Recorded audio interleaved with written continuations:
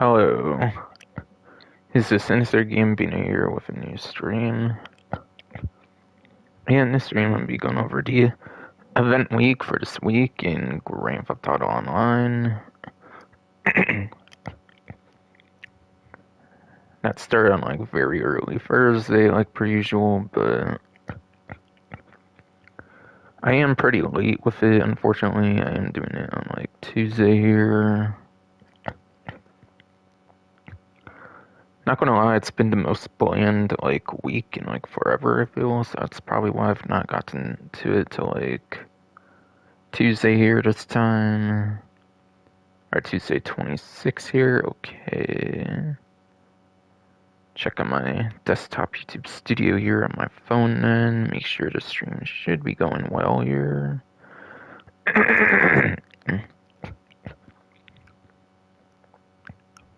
So I can make sure my stream is going well here. Yes, indeed. Fro chill. Alright, yes. Today's the 26th. All indeed.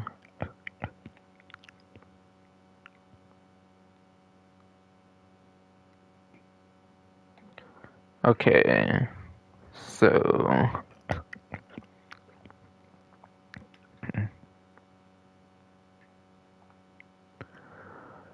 So for the title of the stream, I decided to go with the 2x money and RP for the wildlife photography challenge thing or whatever. Or not challenge, but the wildlife photography, obviously. Where you take the pictures of the animals. That is exclusive to the 9th gen version of the game.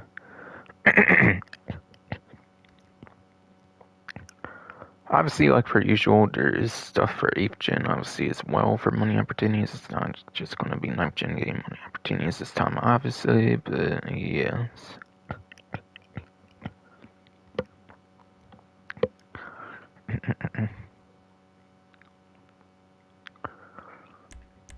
And then there's going to be 2x rewards here for the Motor Wars adversary mode here.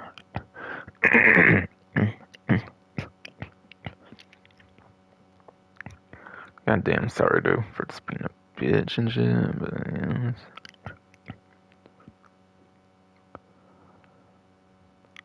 For Motor Wars here,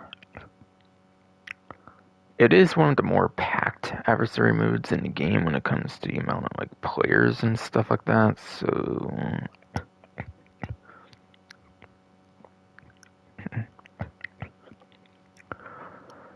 for those that are aware of like how the payouts work when it comes to the adversary modes in the game,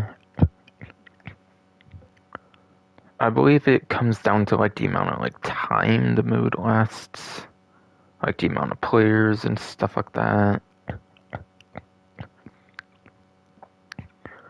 The amount of rounds and like how the game mode works also plays into the time and all kinds of stuff like that.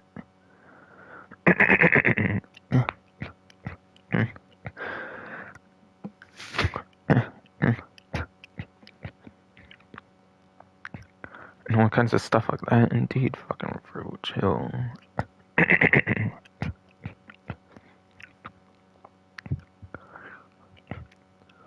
Fucking. So because of stuff like that, it is one of the better adversary modes, I would say, that's worth playing in a sense for money.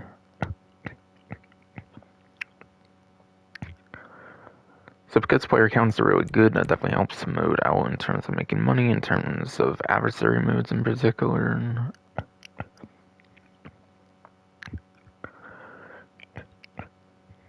But still, in the grand scheme of things, I wouldn't really say it would probably make more than like a couple $100,000 or something, like an hour of doing an adversary mode or something over time. It's just not really going to be all that impactful for money, I would say, for the most part. But to be fair, I think it actually might just be the best money opportunity for this event week here, in terms of the things that are going to be on the 2x and everything.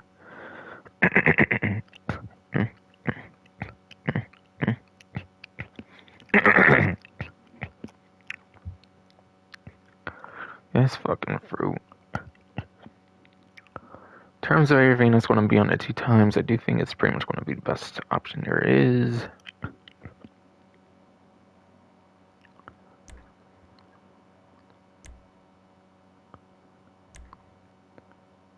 And then the heavy tier. If you get the heavy APC, the heavy insurgent pickup, or the heavy Chernobog for 40% off, you can get the heavy T apparently.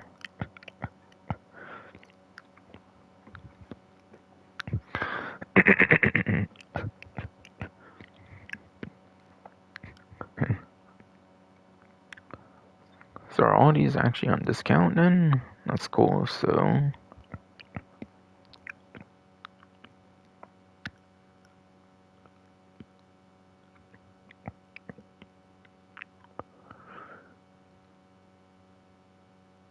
Alright, yeah, they're all on discount, okay.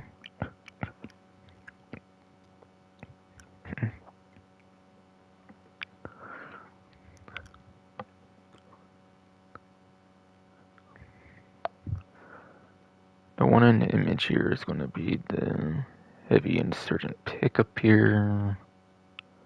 I do actually have a whole entire review and guide on this vehicle already. So, for the most part, my people just refer to that.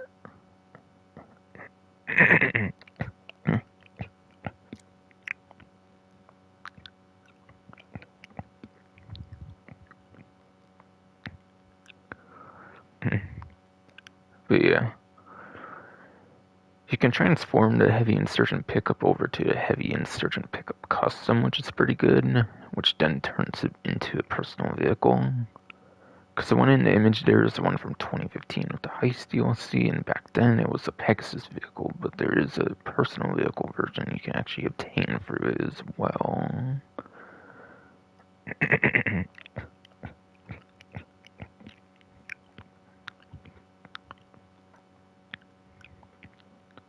But yeah. Things got proximity mines. We had a custom one that has proximity mines, which you can even use as a driver of the vehicle, which is nice because most of the weaponry is going to require players to maximize efficiency with the vehicle.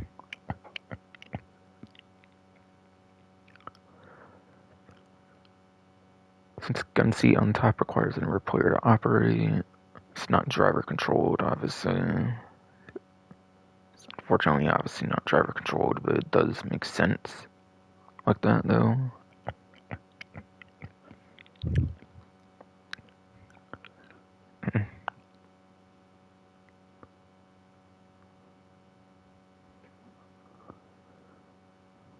But yeah. As a solo player, you won't get too much use out of it if you just mostly play solo, so if you don't care for that much, then yeah, not really the biggest deal, but still. To be fair, all 3 of those vehicles on there do pretty much require another player, I would say. The one you might be able to use the most would maybe be the APC of those.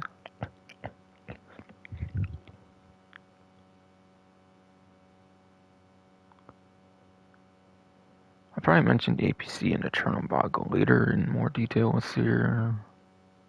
I just want to talk about the pickup right now, just because that's the only one pictured there.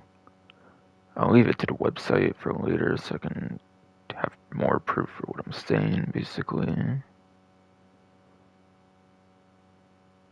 But as for the clothing item, I'm not even really sure if that's new or anything, so like, not really the biggest deal perhaps if you don't already got the vehicle. I mean, if you already do have the vehicles, whatever.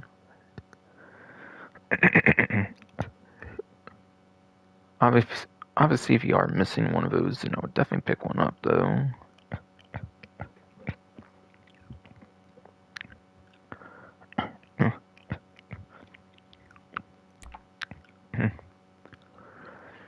And then the Pegassi weaponized Ignis here will be 30% off as well.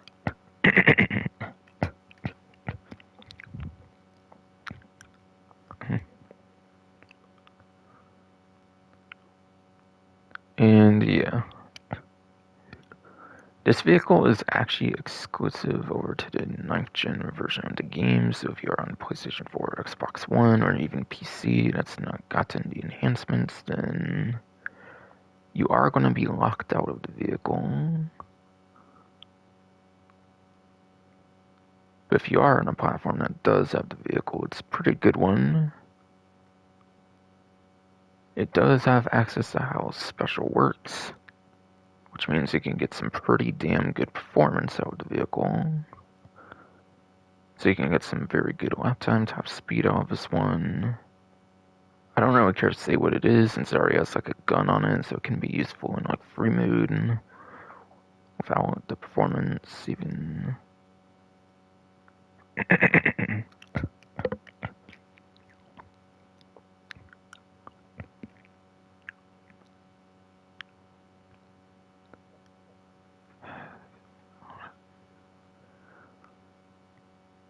And then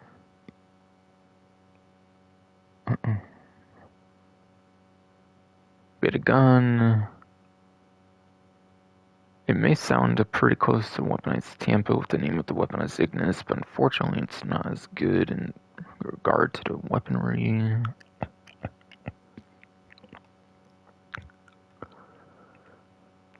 Weaponized Tampa is like the fully rotatable, like 360-degree machine gun that you can get for like the research. You can't really get anything like that here though.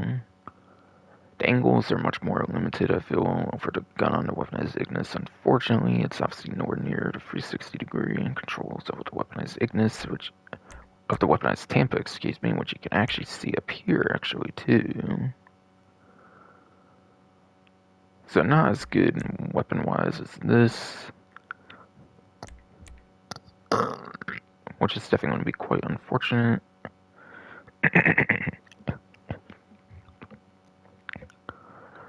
But honestly, just more useful, I would say, for the how Special works. Probably more useful for races than it would be for actual free mode combat, I would say. You can't use it in time trials, but I'm pretty sure you can use it in races still. You used to be able to use it in time trials, but they removed that ability with Criminal Enterprises though. In like summer of 2022, they removed that feature of using time trials, unfortunately. All because of one little gun that you can't even use in time trials, but still.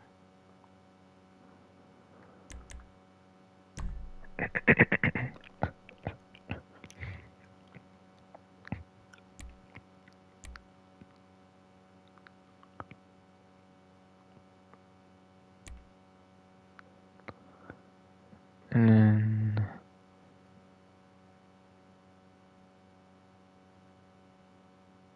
yeah. Mortar Wars is like that Battle Royale style game mode. But yeah, it's that one where you like parachute into area.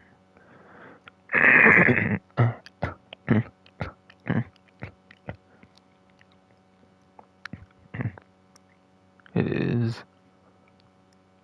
Yeah, it's the game mode where you like parachute into the area, like that Battle Royale kind of style mode.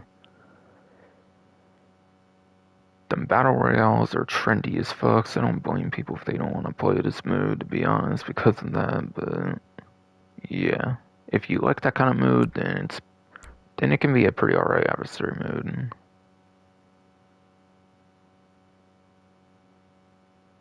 That's all the much more I gotta say about it. I pretty much already talked about in terms of payouts, so pretty much done there. So pretty much done there, yes, fucking fruit.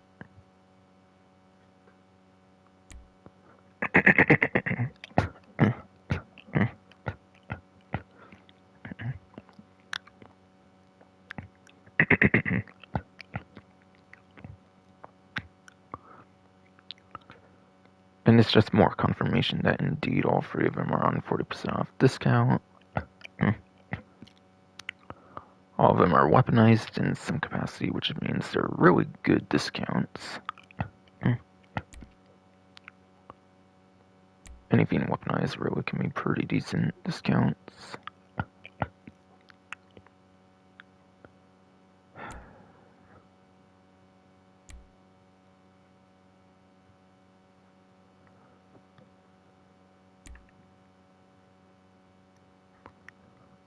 And then 2 times money RP on drift races here. Yeah, drift races, those came out when the Chop Shop initially came out here, so pretty new set of races here.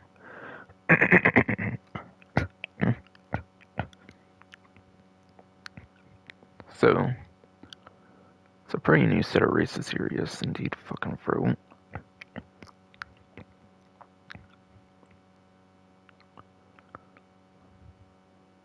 But yeah, race payouts.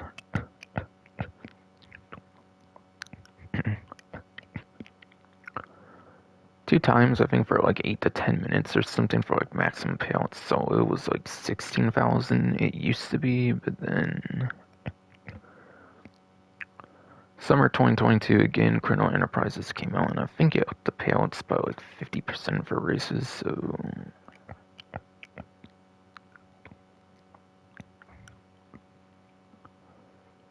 that'll go from like 16 to like 24, like 25,000 bucks.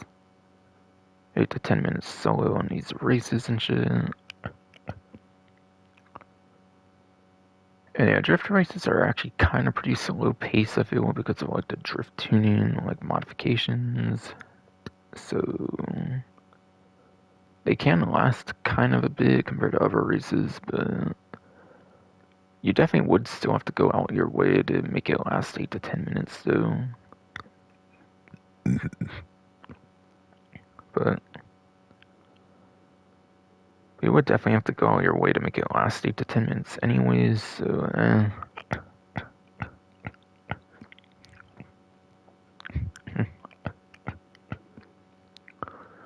so that's so method really just ain't really gonna be good for these races, as it would be for pretty much any other race you want to be playing against other people to maximize on money and stuff. But even then, like, then the races obviously get competitive, and then there's nowhere near a guarantee you'll get first place consistently, so not good.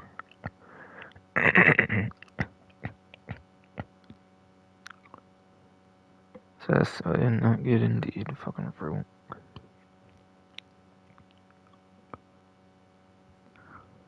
But yeah. And then, performance upgrades do not impact the drift races. Supposedly they did initially when the drift races came out, but apparently Rockstar fixed it up, and then... But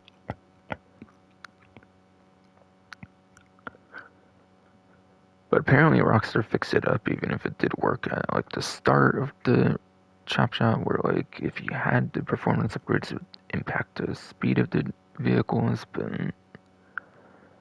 yeah, you don't get performance upgrades. You do not get performance upgrades on drift races, so everybody will be at the same speed pretty much for the most part. Then it just comes down to vehicle of choice.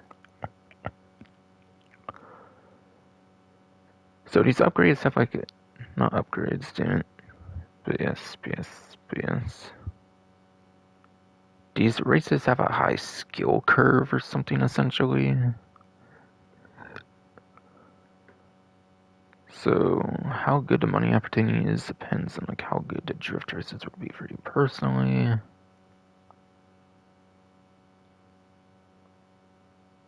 So yeah, the skill curve would be quite high on these compared to your average race pretty much.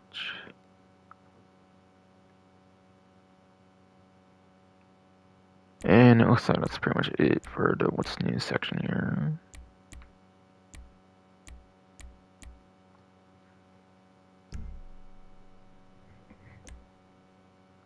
And that plus stuff's still going on obviously here.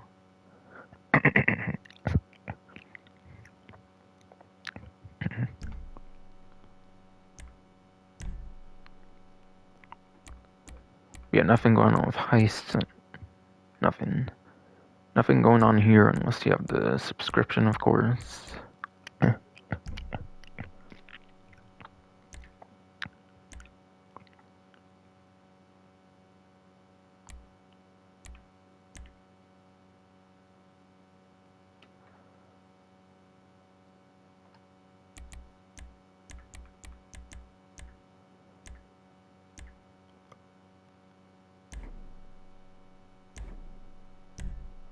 now to go back to story here so I can go to my invite only lobby here.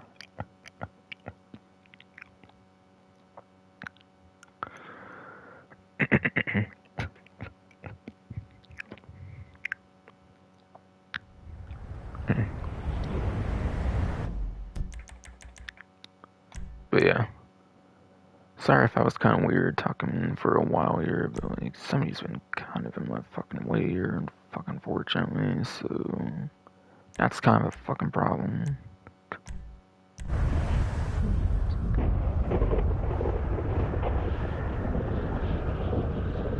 With connected ass fucking bathroom ass fucking ass hallway and shit. Between my room and another ass fucking room and shit.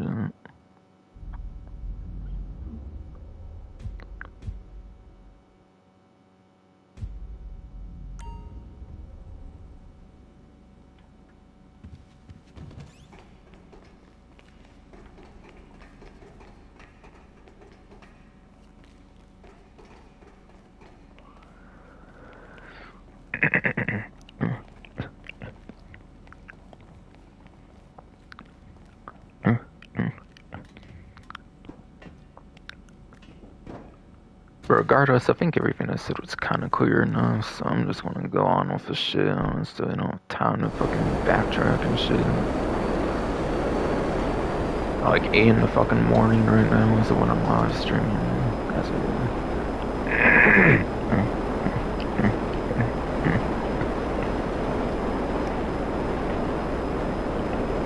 That's It's at like 8 in the fucking morning here when I'm fucking live streaming here and shit. Yeah, it's fucking bro, relax.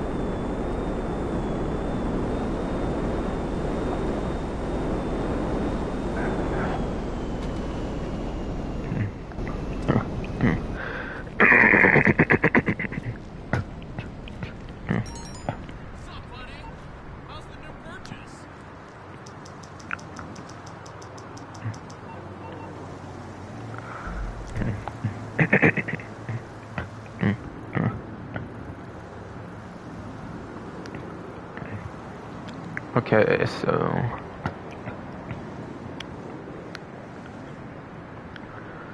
like I usually do before I go over any of the like vehicles, like the vehicles in the showrooms and stuff, I go over these time trials and stuff, fucking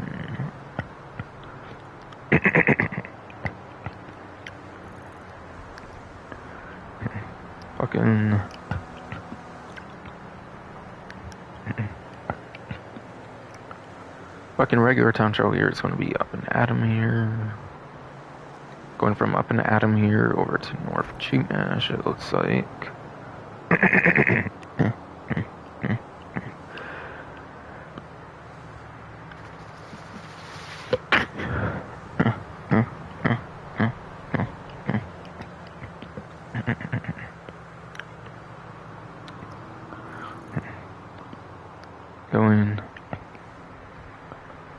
Going from up in Adam over to North Chumash, it seems here, yes.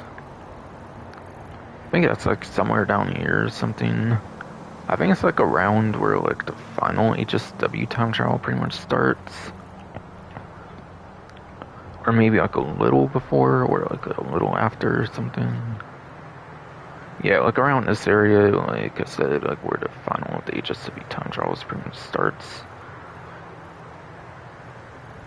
So it's very top speed heavy on this one, I would say, so...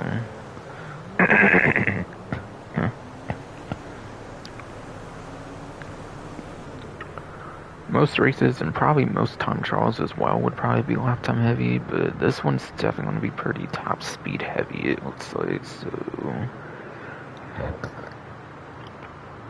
So you might want to change your strategy compared to your usual one if you're mostly focusing on lap time in most of these.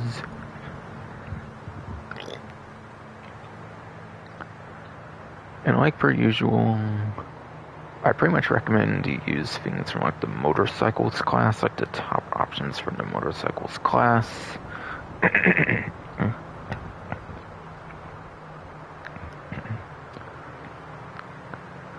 Now, because time trials are not a weekly thing much anymore, and they're more of a daily thing as San Andreas Mercenaries, because of that, I don't really go over particular vehicle advice anymore for them.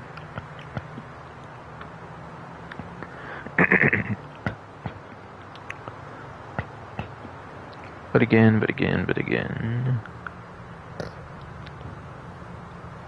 I said go for top motorcycle options is what I would do.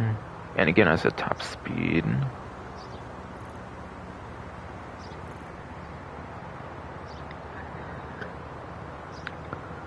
I guess I can quickly jot down like names of the couple, whatever. Fucking.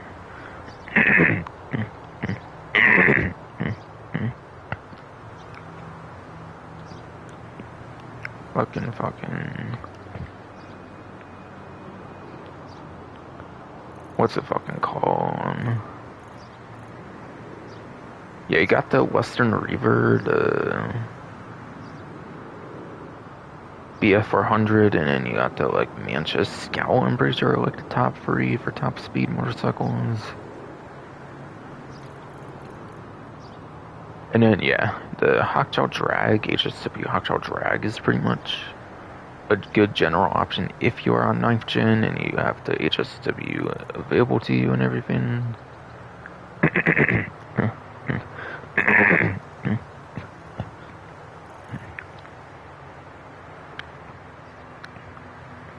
But yeah, fun fact, actually, the Western Reaver is actually the best top speed for motorcycles, even over the Hawkjaw Drag. The Hawkjaw Drag is just generally better usually because it has the better like lap time and yet also pretty good top speed too.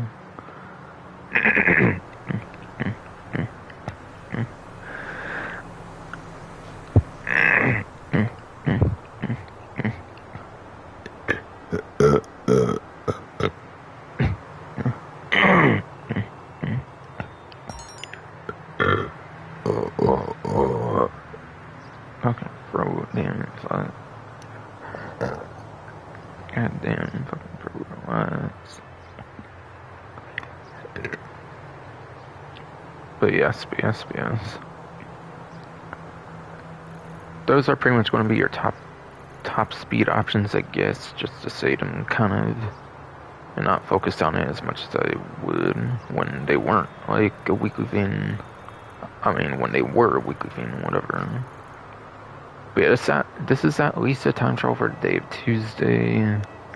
I'm not exactly sure how they do it. It's supposed to be daily, I think, like other ones, but it might be like you get one pail each day or something, but the time trial still stays the same or something. I don't know. But still, as far as I'm aware, it's still a daily thing, and not a weekly thing as of the last couple updates. As of the last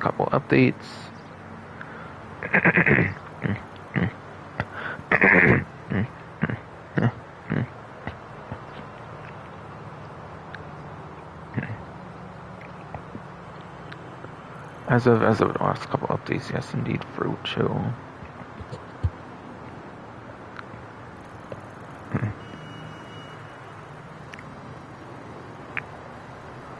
Alright. Our Steepy and Dito time trial looks like for the day of Tuesday here is going to be Vespucci Canals here.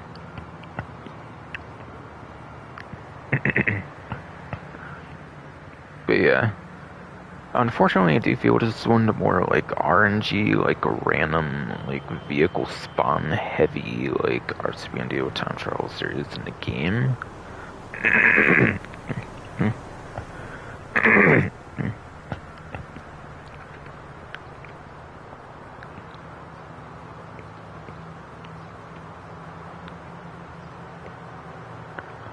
But yes, fucking Fruit Chill. Relax. But yeah, it's definitely one of the, like,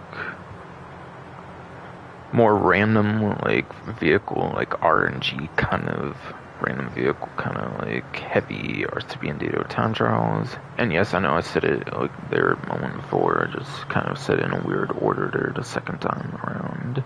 I was just saying again, I was just saying again because my throat's a bitch, of course.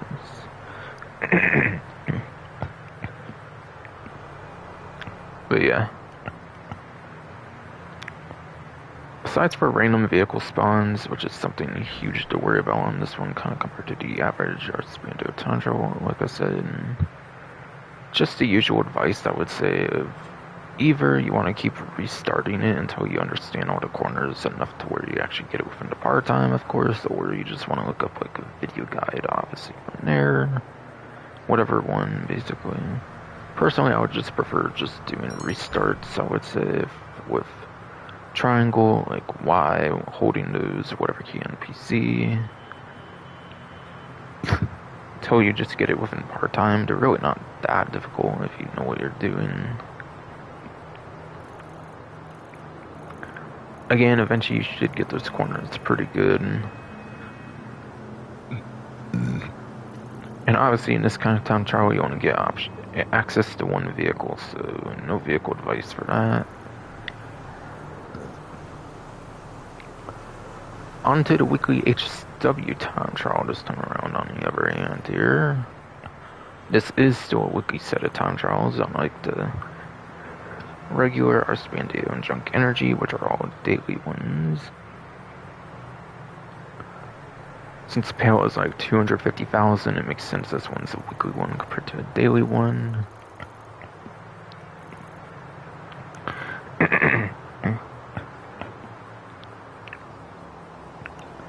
But yes.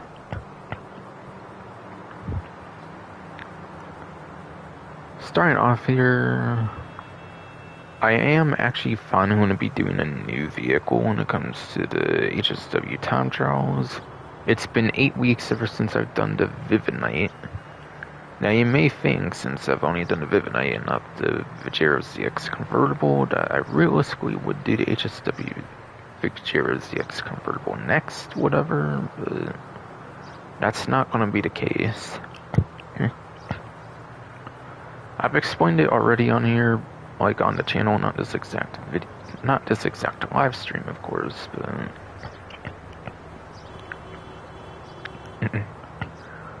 the reason I'm not going to be doing the HSW Vigero ZX convertible is because it's pretty much the same thing as the one from the Colonel Enterprise DLC from summer 2022. That was like the roof non-convertible version.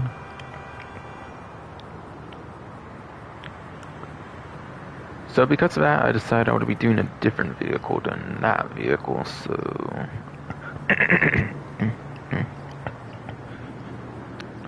And there was only 2 new HSW vehicles that was added as part of the Chop Shop DLC, so that means I'm going to be doing something outside of that.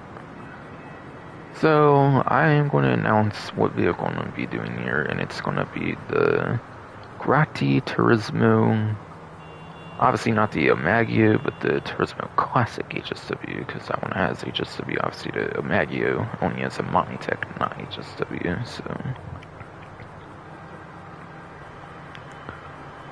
I figured I would choose that one so I can wrap up the Sports Classics class when it comes to HSW vehicles.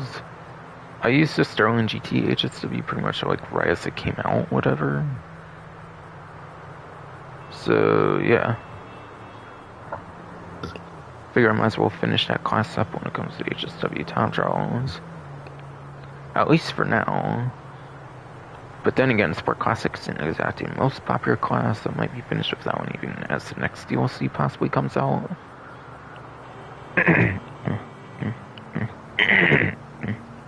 even as the next DLC comes out, yes indeed, bro, chill. Fucking chill, damn it, bro, fuck.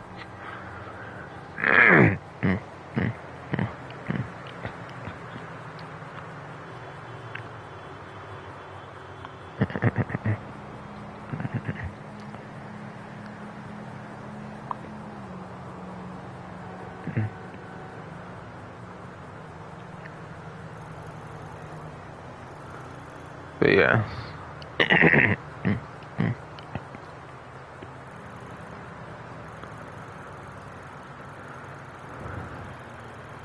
yes, indeed, fucking fruit. So yeah, Grotti Turismo Classic will be the vehicle I use for like the next couple months. Until like May or something. And then whatever vehicle after that might just take me until the next DLC pretty much. Which then hopefully there should be some new interesting ones to use. Hopefully more interesting ones than Chop Shop had, only having the one interesting one of the Vivid Night, arguably, when the other one's just a copy paste from summer 2022, basically. But anyways, for strategy here and stuff for the HSW time trial this time around, Textile City goes up to Stab City, yes. Textile City here obviously is the starting location. But then you can literally see on the like bottom there it says Stab City in the like description thing there. Which is here. Which is there, yes indeed, fucking Frodo. But yeah, at least at first it's super heavy on the top speed. Then I kind of go over like here and stuff, I believe.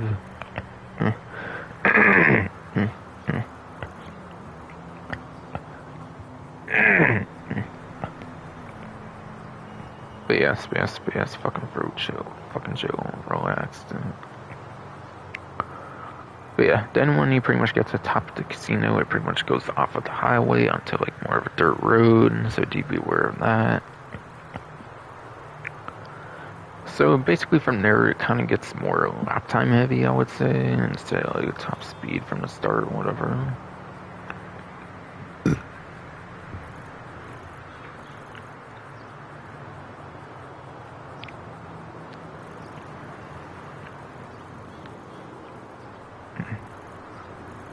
But yeah. I already went over what the two newest ones are, obviously, for HSW vehicles. Again, I pretty much recommend motorcycles. HSW Town Trial would be no different. HSW would pretty much be no different. As long as you're really good with the HSW Hot Shot Drag, which is the only motorcycle HSW option in the game, then pretty much that would arguably be your best option for these HSW time trials, pretty much in a general sense, I would argue.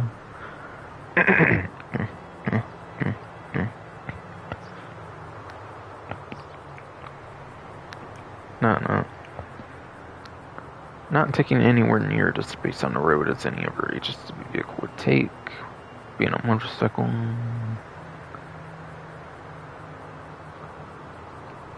But then, yeah. You have your HSW supercars, for example, like your HSW weaponized Ignis, which again, I kind of mentioned you actually cannot use that on time trials, but still, if you could, it would be a very good lap time option. Damn shame, summer 2022, Chrono Enterprises, they blacklisted it from the time trials, unfortunately, for that weaponized Ignis. Then pretty much your actual good lap time option pretty much for the HSW time trials kind of pretty much goes to your HSW Cyclone 2, which is your electric car, kind of like supercar for the HSW vehicles in the game.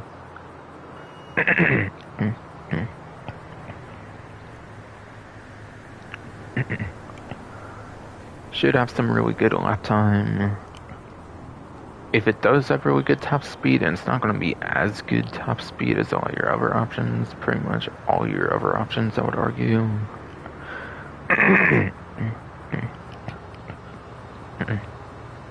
But yeah.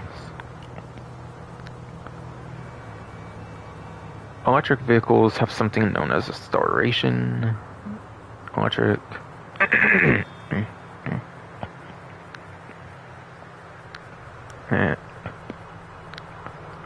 Really, every vehicle in the game has something called acceleration, but electric vehicles especially accelerate in acceleration when it comes to like their highlight feature. And yeah, acceleration is how quick a vehicle gets over the top speed. So because it has a lot of acceleration for the second two, its top speed does kind of suffer just a little bit, at least, given it is HSW after all, still. So yeah. But acceleration is super good. In certain circumstances, I'm not so sure about time trials in particular, but still.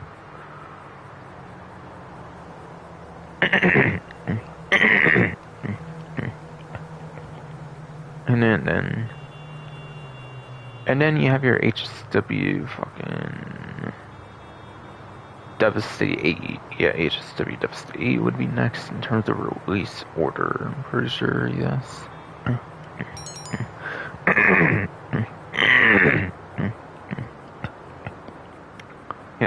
Yes, indeed, fucking ass bro, chill.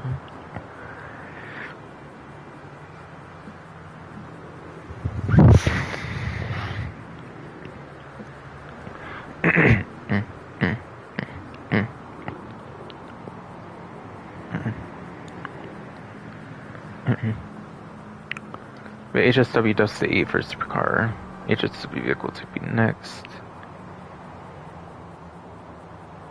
Which also has really good lap time, kind of like the second two pretty much, but not as good as well because it's not its main focus. But what is its main focus is going to be top speed for the HSW Devastate for the supercars. So yeah, it's kind of pretty much your best top speed option, as I'll mention for supercar class in particular. And then last but not least for HSW supercars goes over to the NTMT HSW. And the NTMT HSW, oh boy, that one is like 20th place or some shit for like lap time, which is fucking garbage.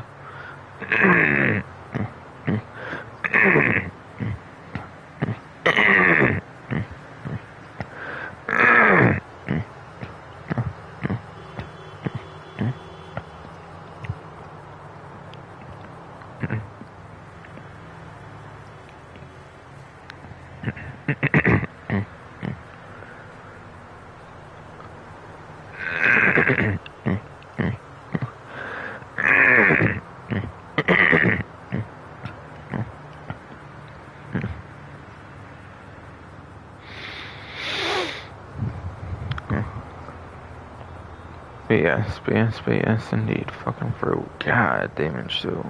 Fucking chill.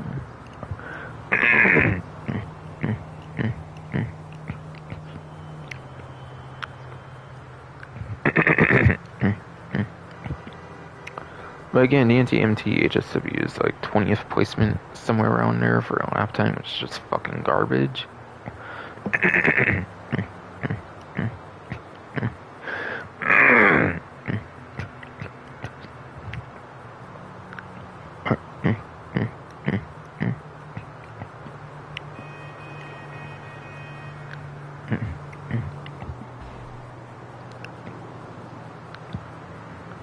But again, NTMT HSW is like 20th placement for a lap time, which is fucking garbage. And lap time is much more important than top speed usually, so that's saying a lot. And then top speed, I think for HSW for the NTMT is actually best of the HSW vehicles and best of the supercar class in general, even too. For the entirety of the supercar class it resides in.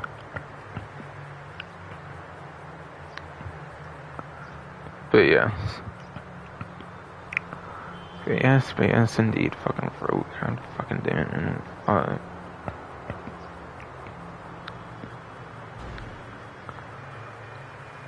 But yeah, it's got like the #1 top speed, like I said, in TMT HSW, yes.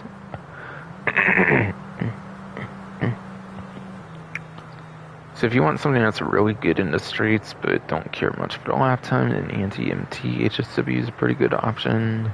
Then yes, the NTMT HSW can be a pretty good option, yes indeed. Fucking throat chill.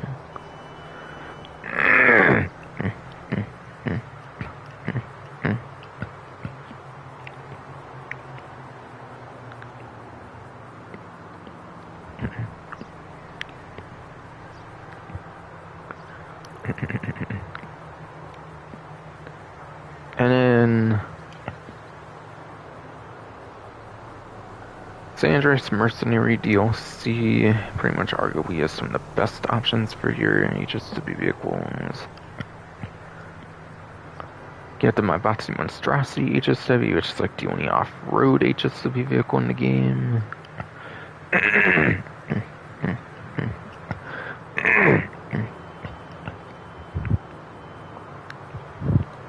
which is the only HSW vehicle in the game.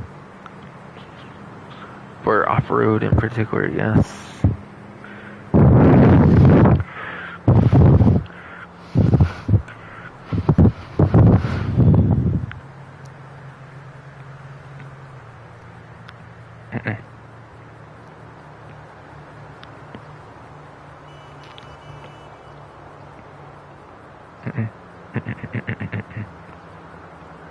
And then the HSW fucking...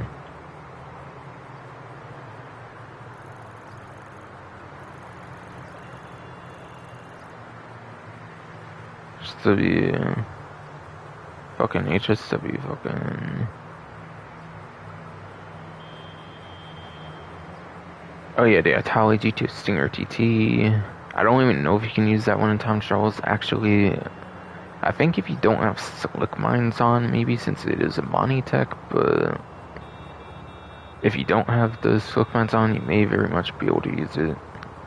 But yeah, if you do have Slick Mines on, you will not be able to use it in the HSW time trials, at least as far as I last checked. And yeah, they've still not removed the weaponized Ignis, I'm pretty sure, for the Blacklist, so certainly that's the case, since I assume it probably uses the same flag for checking that. Like the same flag and like the coding, like the game files or whatever.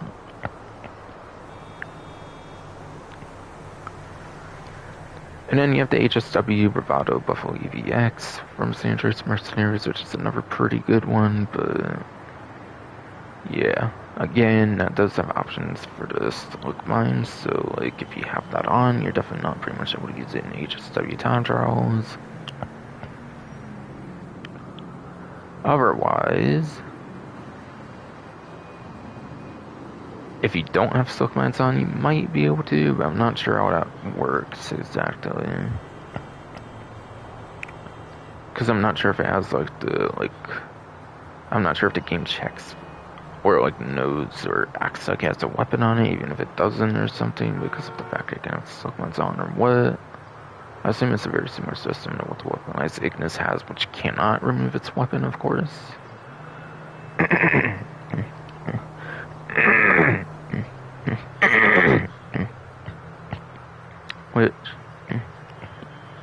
Which cannot remove its weapon, of course. Yes, indeed, Fruit. Fucking Fruit ass piece of shit. Ass chill. Fucking damn it, man. Fucking Fruit, relax.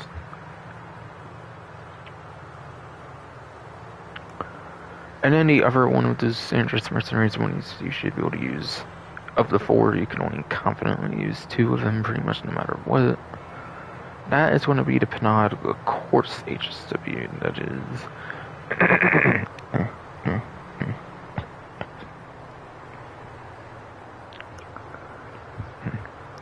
That is going to be the Penobscot Course HSW, yes indeed, Fruit. Fucking Fruit ass piece of shit, fucking Fruit, chill.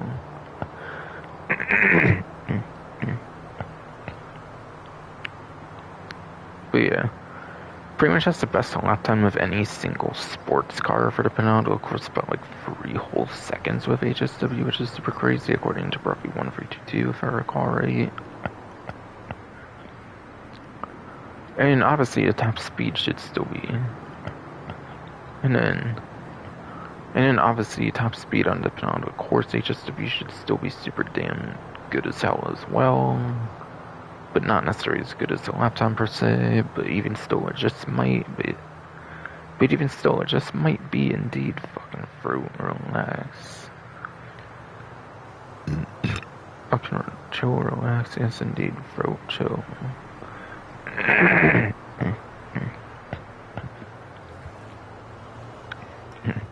So yeah, there's quite a bunch of recommendations there for what you could use pretty well for HSW time trials. But yeah, there's no part-time as you might see, at least when you're out of a HSW vehicle. When you are in a HSW vehicle, on the other hand, it does change or it does add a part-time, basically. It does add a part-time, yes.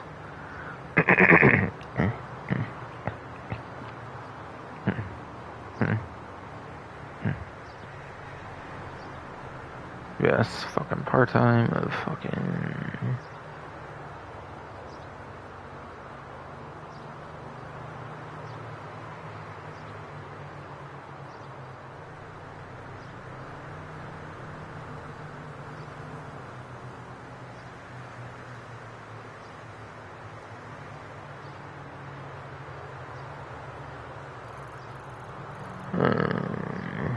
what's it fucking called, dude?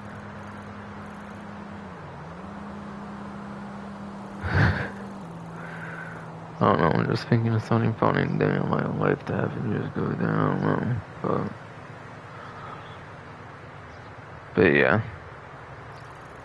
HSW time trial part-time only shows up if you're in an HSW vehicle, and then I think it uses the same system as the HSW races, where it's like 3 different classes of HSW vehicles, or like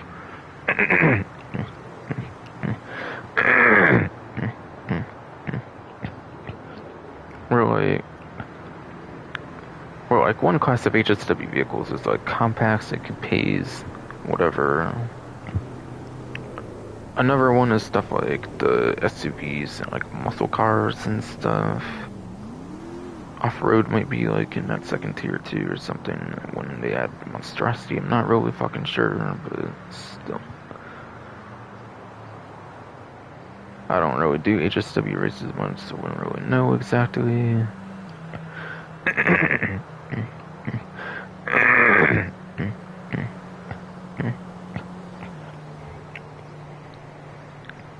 So I would not really fucking know exactly. Yes, indeed, fucking true. What the? And then fucking.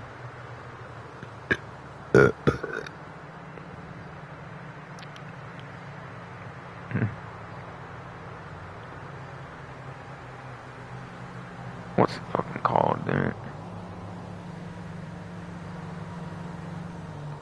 Oh yeah, and then the last one would obviously be the fucking sport cars, like supercars.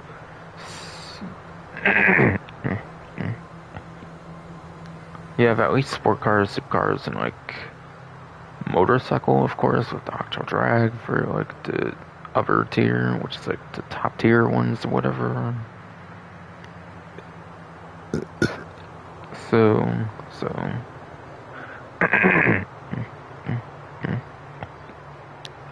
So I'm pretty sure part-time is based on that like free class system, whatever.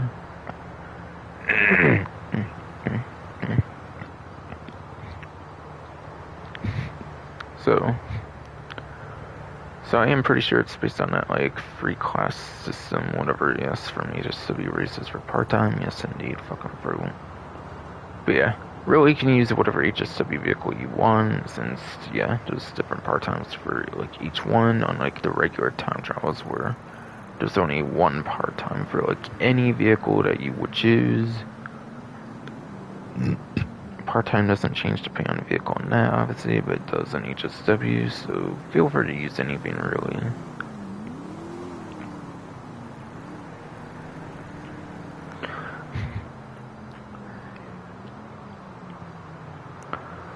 And then fucking...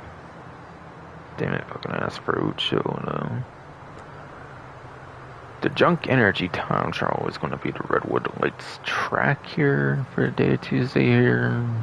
And yeah, really, Junk Energy for the most part is like the easiest of time trials like ever, I would say, for the most part. Really, I think they're pretty much the easiest ones like ever for the most part. As long as you're obviously maximizing on like the curves boost and stuff. Even without, maybe, I'm not even fucking too sure how like stupid easy they are per se, but still.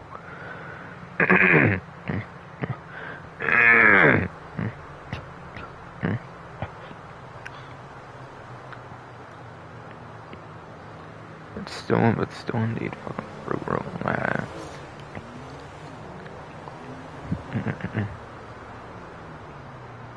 But yeah. Really, there's not really too much advice to give here, given you only have like one vehicle, and given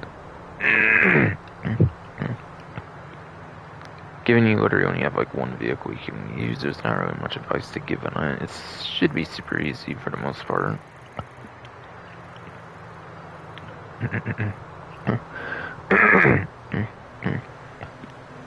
And then finally onto the premium race here that finished off like this section before I go into the casino here.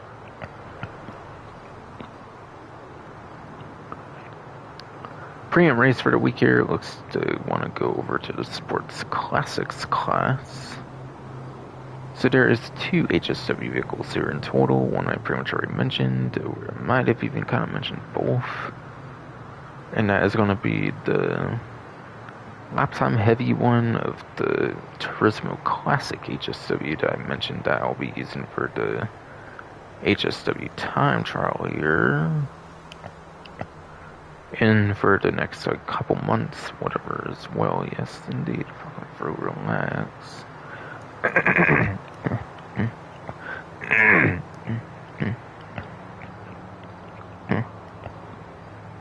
Fucking chill, fucking bro, god damn it.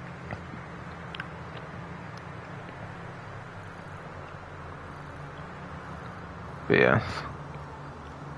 HSW Turismo Classic is pretty much your lap time option for 9th gen. And then you have your not Turismo Classic, but then you have your Sterling GT HSW obviously as your second one. And that's your top speed focused one. Regardless, I think they're pretty good for both lap time and top speed for both. So, yes.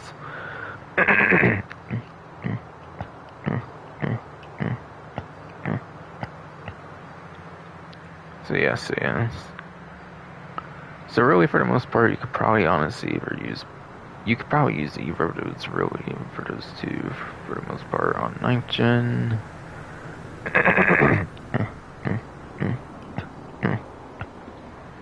On 9th gen, yes indeed, fucking for relax.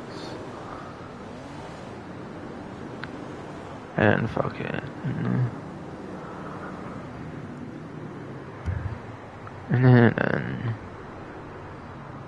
for 8th gen,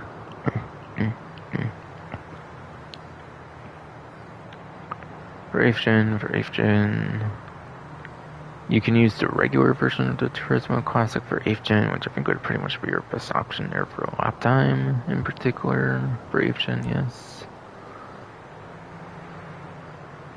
And then you have like the Cheetah Classic and then the Rapid GT Classic, I believe, are the other two for your like top 3 of like second, like 3rd place lap time. And then for top speed, I believe when it comes to the fucking Sports Classic class, I believe it goes to the I believe top speed, I believe, for Sports Classics. For 8th gen, I believe it goes to fucking... I think it goes to Z-Type, the Visorous, and then the...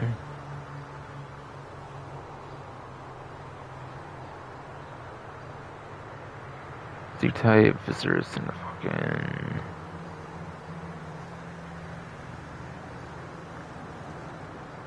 like Monroe, whatever, I'm pretty sure it's called, from like day 1 of the game. From like day 1 of the game, the like Pegassi Monroe, whatever, yes, fucking pro, I could swear. I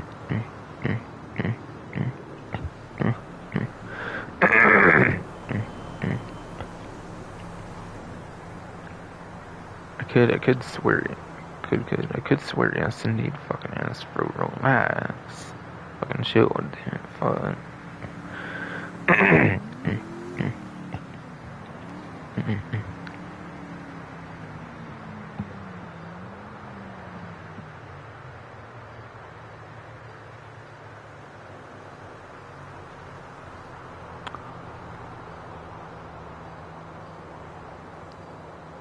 But yes.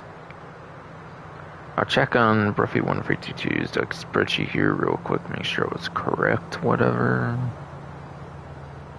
To make sure I was correct or whatever, yes indeed, fucking for relax.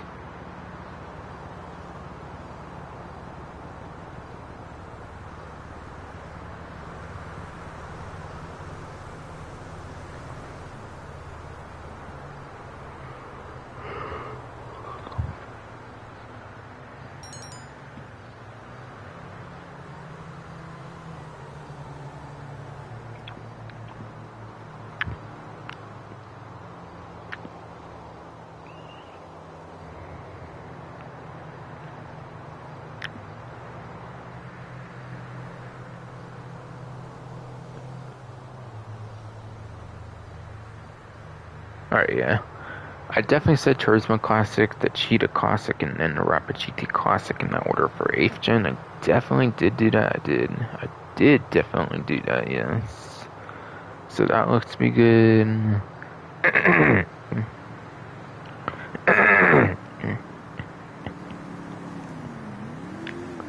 So that looks to be good, yes indeed, fucking for relax.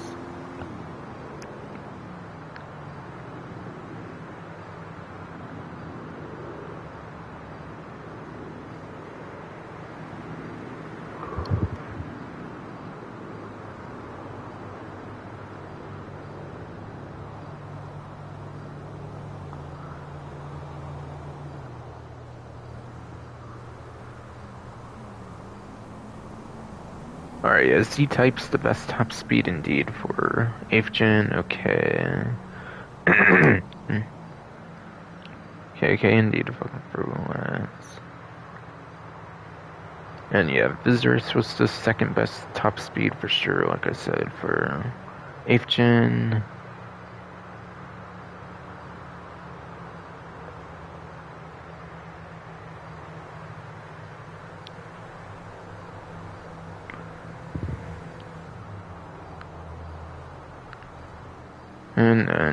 And then the Monroe.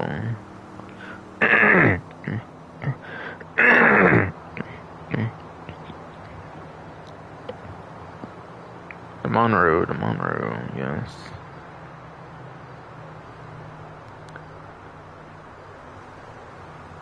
That was indeed 5th, or like 3rd place for 8th gen without the 2 HSW vehicles, of course, so yeah.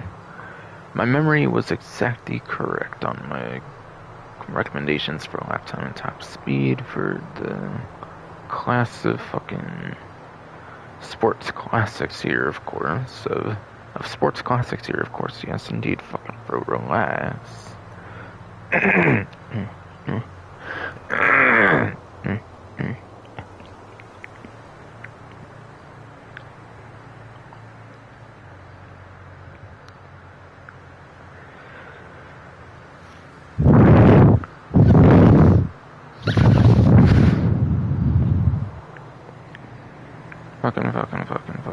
fucking relax here, yes indeed, fucking bro, god damn it. But yes. Now what is lap time, what is top speed? Lap time is most races in the game, where you have like a turn, like corner here, where you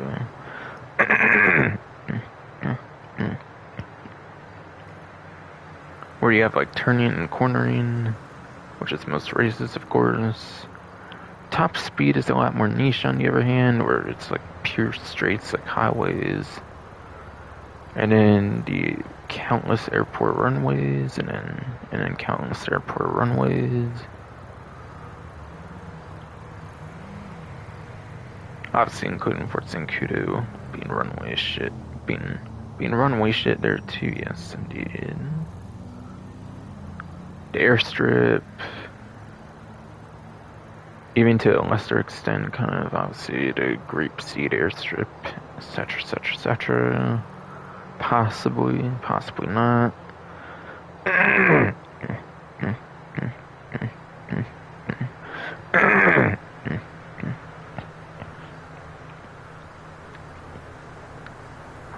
Possibly not, etc. Yes, indeed. Fucking fruit chill.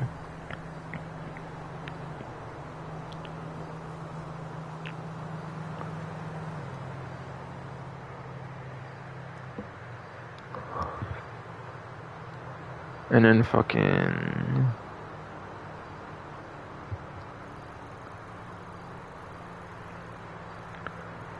Now, how do you know exactly if you're going to want lap time and top speed? No.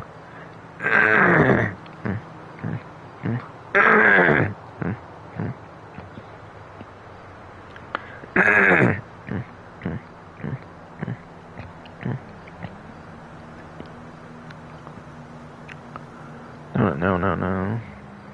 Now that fucking information, damn it, fucking fruit, fucking relax and fucking chill, and then fucking... With that information, how would you still, like, find out, like, what exactly you want to look for the course and stuff, whatever,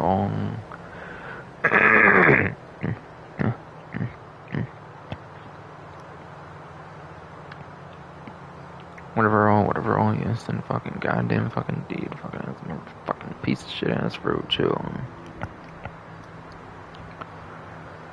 But yeah, with the information at lap time top speed, how do you take advantage of it even still? Well, since I'm not going to show what the race course is, you just press square, X on Xbox, whatever like it shows on the bottom right of the screen there. And then whatever key on PC, that will get you the map of the race as well. After you go into the race in the first place, of course.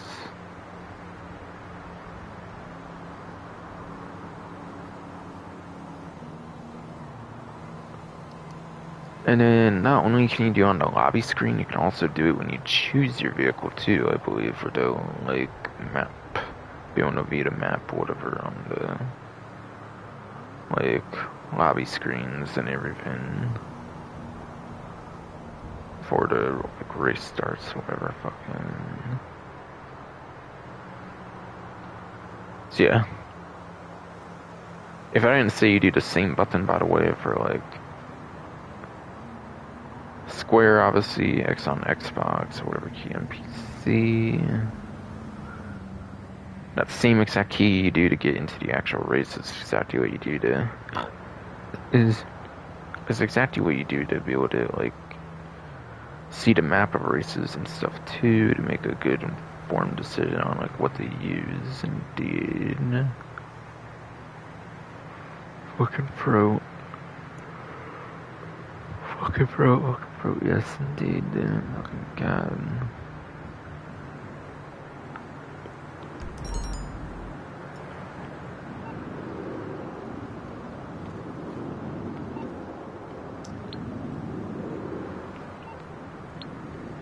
All kinds of different business shit there, apparently.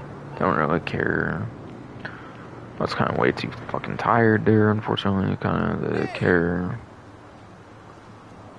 But yeah, time to finally get to the casino here. Sorry if it was more delayed than usually is, if it's being a bitch and I'm getting pretty tired. So I don't give myself more than like a few hours sleep, I feel, anymore. Since I do not give myself more than a few hours sleep, yes indeed, I feel anymore. Yes indeed. Okay, so... okay, so...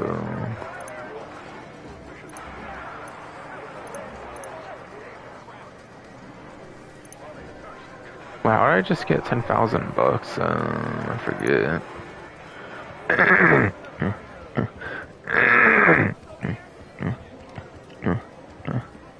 I forget, yes indeed.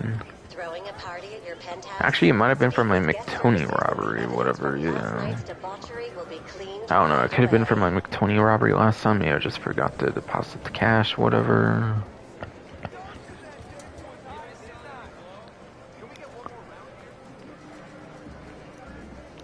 It looks like it's the heavy night shark. It looks like it's the heavy night shark for the, like, prize ride vehicle. Not prize ride vehicle, but the podium vehicle for the week, whatever. Yes, indeed. Fucking bro, relax. Huh? So yeah, podium vehicle is heavy night shark. Very good vehicle, because it can be weaponized and, like, it's armored and stuff, too. So what's not to like about the heavy night shark? There's definitely a good use you can have for it, depending on like how you play the game and everything.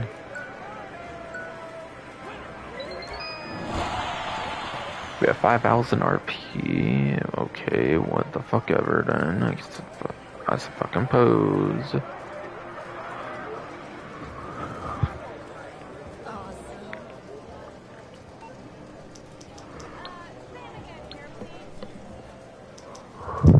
But yeah, this thing, by the way, is what's 2 times money RP, whatever that I put on the title of the stream for the animal photography thing here.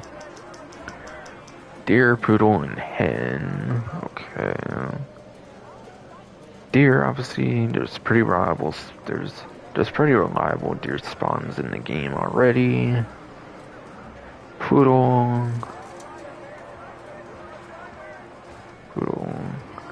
Poodle, as long as you look hard enough in the city, I guess it'd be kind of easy. You know, like the fancy-ish areas that are more likely to have those. I'd imagine so, for sure. And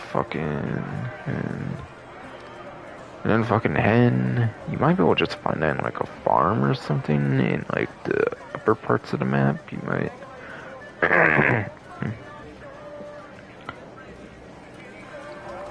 You may just be able to find that in like the upper parts of the map or whatever for the hen and like farm areas basically.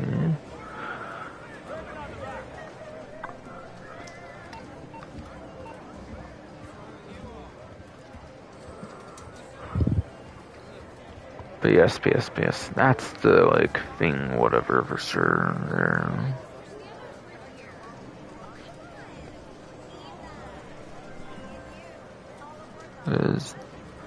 Is the fucking thing, yes indeed. Fucking bro, relax and fuck them.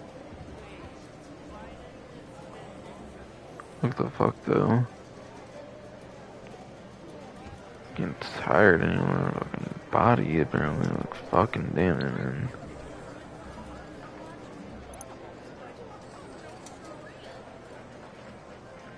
Yeah, does that weaponized sickness discount? That's right, they did increase the fucking cost to 4.5 million at one point, they did. They did increase the cost over to 4.5 million, whatever indeed, at one point. I think it was like when Drug Wars DLC was kind of going on, whatever. I think it was during Drug Wars, they inflated certain prices and stuff. That stuff on yes indeed, tired as a body, damn it, fuck them. Fuck the, yes indeed.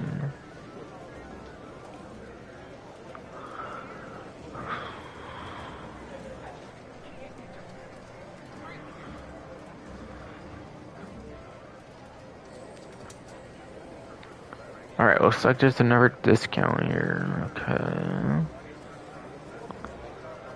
I could, I guess, go over this now if I wanted, but yes. Yes, but yes, indeed. Tired ass body, then fuck.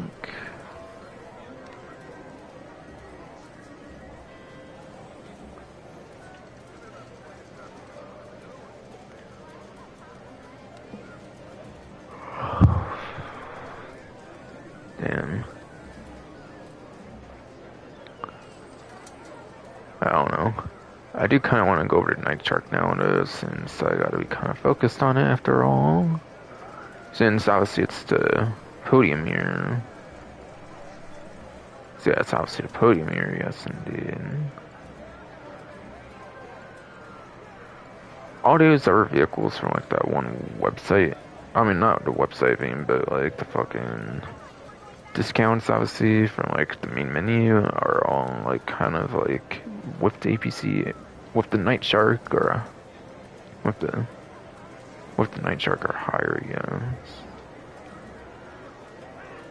Alright, so by getting a Night Shark as a podium vehicle here, you'll be saving $1,245,000 here. But yeah, it's kind of an hour to 2 of grinding, so I think it might lean a little more into like a 2-hour grind there, but yeah. Pretty good vehicle, pretty good vehicle, depending on like what you use it for. It's not going to be a super good vehicle for money making, I will say that.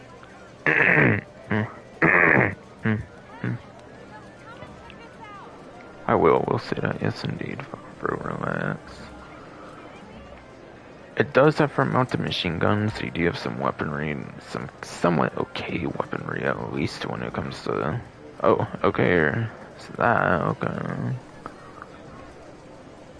But yeah, I'm not sure like how it works if you already got all those vehicles and shit. Like, what do you do? Just buy another one? That's pretty annoying if so, but whatever, but whatever. Yes, indeed.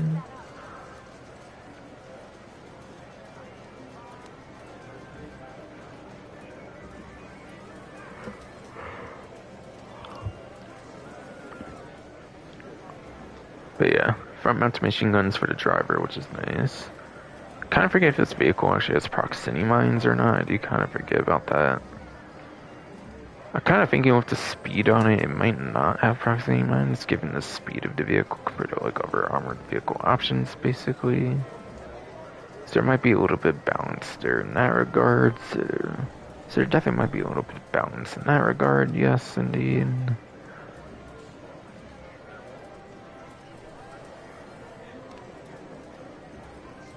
But yes, a smaller armored vehicle, so yeah, it's pretty agile for armored vehicle standards, yes. I believe it does actually have like a tow hook or something on the back, so you can actually put like an anti-aircraft trailer or something on the back, which is pretty cool. So that's definitely pretty nice.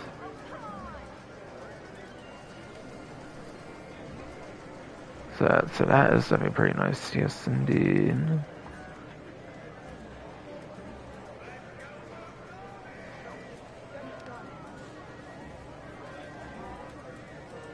I'm trying to think if there's really anything else for the most part for weaponry. Oh yeah. And then there's armor plating. There is actually like physical armor plating you can actually apply that you can actually apply onto the windows of the vehicle.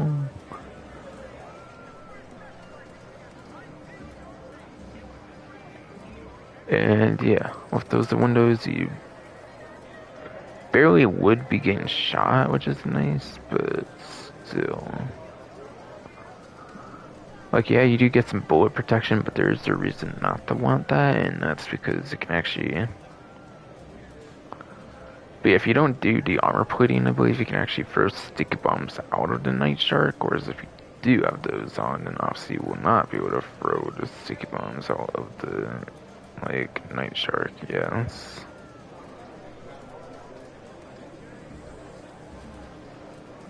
Yes, yes, indeed.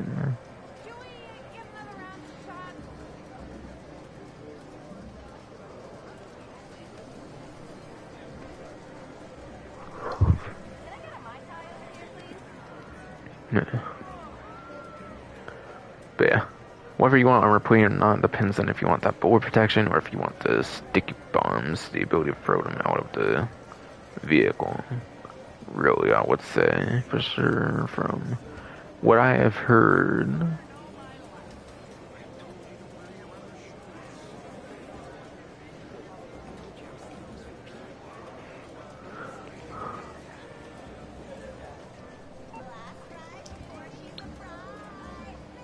I guess I can go over some more vehicle discounts since some of them were already here. And like 2 of them were literally on the main menu anyways, and I said I would discuss them later. Now this one wasn't part of it, but I'll talk about it first since it was kind of the first one in the top to bottom order here from like recent to most recent to like least recent. But yes. The B-11 Strike Force instead of 3.8 million would be $2,280,000. I don't believe this vehicle has a trade price. I don't think the Night Shark also has a trade price either, so I think those are the prices you get no matter what you do in this game, so do keep that in mind. But yes, this vehicle has an explosive cannon, but not really too great of one.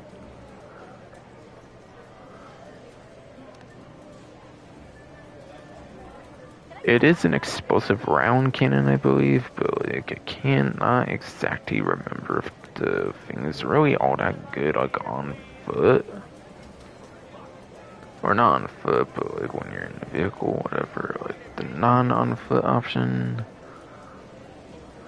But yes. Yes, but yes indeed, tired body all. Fucking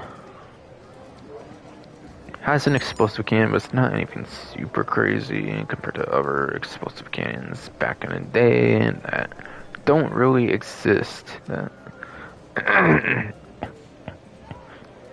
that really do not really exist these days, to be fair.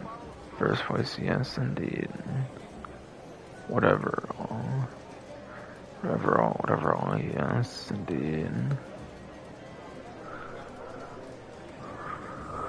And then you get homing missiles on this vehicle, but unlike most aircrafts in the game, there is actually a limit to the homing missiles that there is.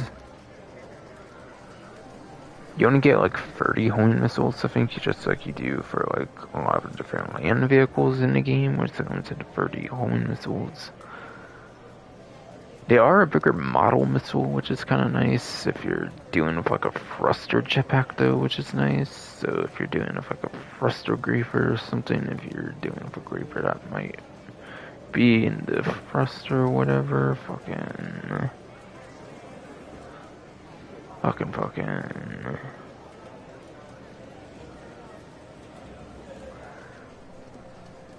B-11 missiles can easily blow up the goddamn fucking. Let's call it again, tired ass body, didn't fuck though.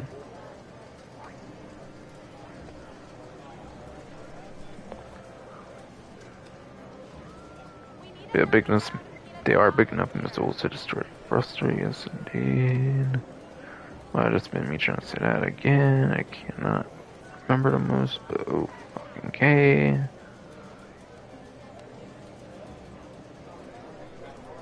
Fucking K, yes indeed. And yeah, this thing does have barrage missiles. This vehicle does have barrage missiles too, which I do believe is actually the only plane in the game that does have access to the barrage missiles. Pretty much any other vehicle when it comes to the barrage missiles.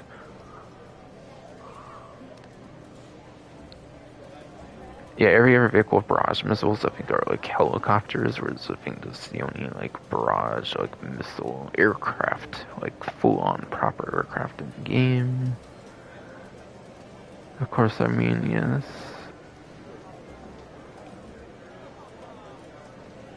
Yeah, I do mean yes indeed.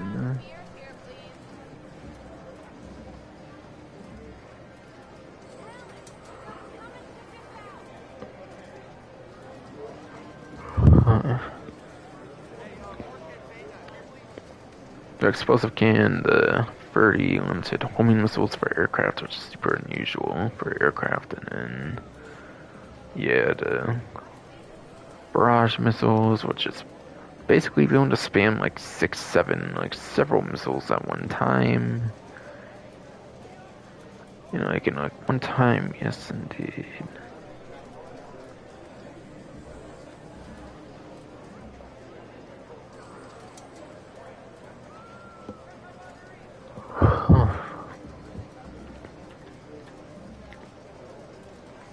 Fucking damn, man.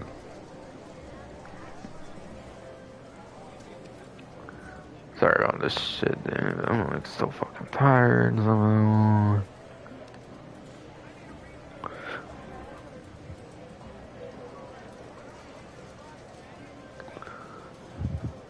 See if I can take a little nap here for like a few minutes or something, perhaps.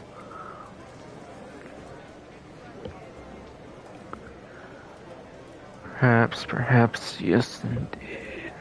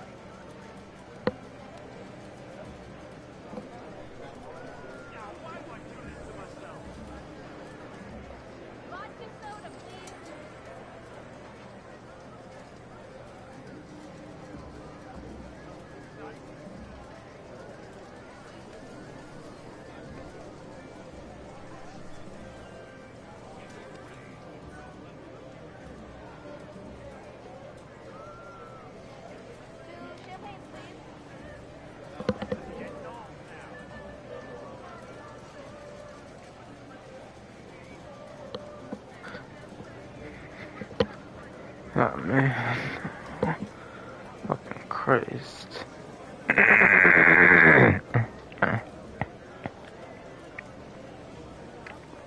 Oh man, fucking Christ. Sorry about that shit, man. I'm so tired as fuck, man. Fucking Christ, man.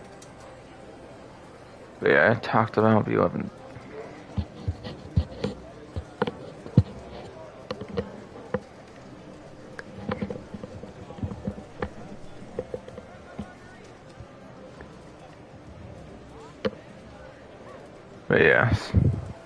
But yes, fucking throat note.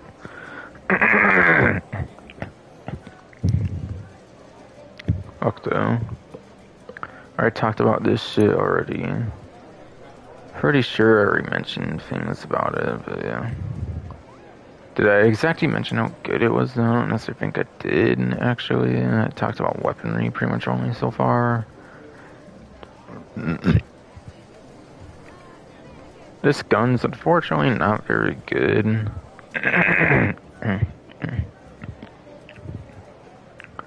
I believe I heard this might be a very good, like, dogfighting shit or something.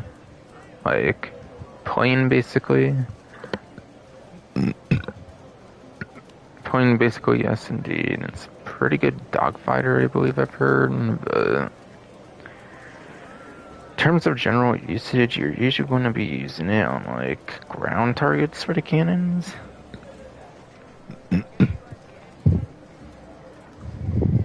Or whatever. I don't know. I forget, I think I heard this might be a better cannon for, like, ground targets than, like, aircrafts or something. But still. Explosive cannon's kind of disappointing, unfortunately, on this one, but yeah. That's why this one's not received a nerf, is the explosive cannon's not exactly broken compared to the older ones, of course.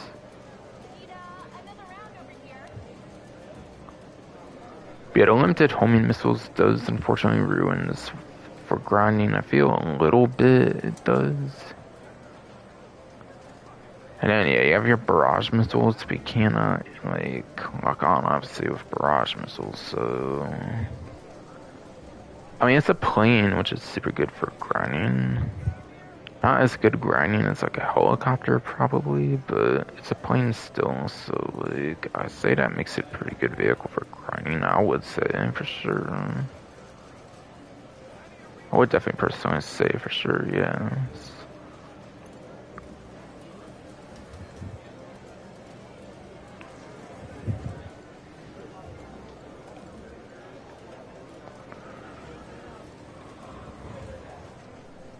And now to talk about the rest of those vehicles for the heavy t-shirt thing all. For sure. Sure, yes indeed. Tired body and shit, fuck though.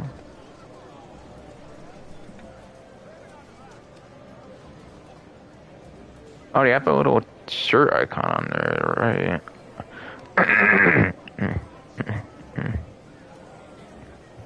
Right. They're using a little shirt icon for that, which is cool. which is cool, yes indeed. Fuck second for chill. But yes, on to the Chernobog here. I actually clicked that too, right? What am I doing here?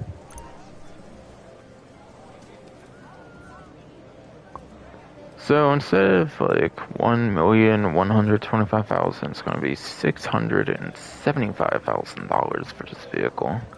Wow, an intercontinental ballistic missile is only 675,000. What the fuck? That's crazy. But yeah. Unlike the weaponized Ignis that saw a price increase somewhere around the like Los Santos Drug Wars DLC, I believe this vehicle actually got its price decreased from the Los Santos Drug Wars DLC during that one time when they did like certain vehicle like price adjustments, whatever. So yeah. Chernobog got cheaper, I believe, because like it's not anywhere near the most used vehicle in the game.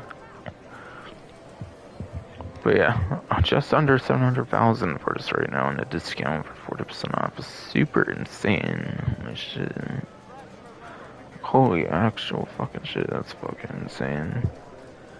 Imagine if it were like a 50% off discount, fucking Christ, bro. Probably wouldn't be 600,000, definitely. But probably certainly still would be over 500,000, I think. Sure, definitely. Definitely, yes. Absolutely. But yeah. This vehicle, just like the heavy insurgent pickup I talked about earlier, pretty much going to need other players for it. Now this thing does have the ability of the Rhino tank from day one of the game, where if you do run into a vehicle with it, it does actually explode the vehicle. So the vehicles it runs into can actually explode, which is nice.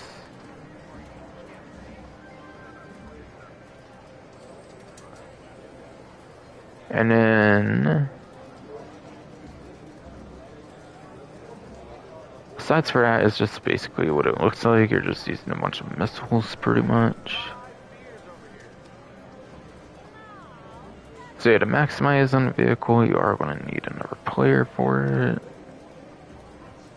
Otherwise, you'll have to constantly stop it, get back out, get into the missile part, use the missiles as a solo player. That just does not seem fun at all, quite frankly, to say the least.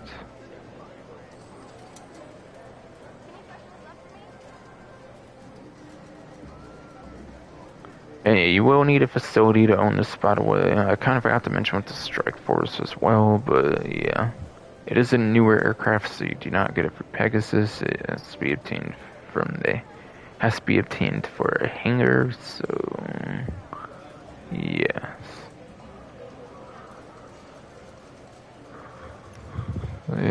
Yes indeed.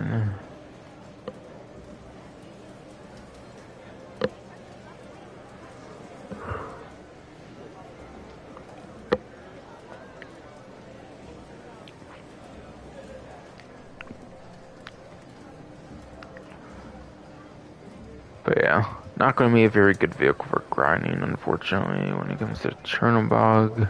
Solo, it's not, but obviously with other players, it very much could be with other players. It's like the Insurgent Pickup Custom, but I pretty much like to talk about solo play for the most part, only for the most part.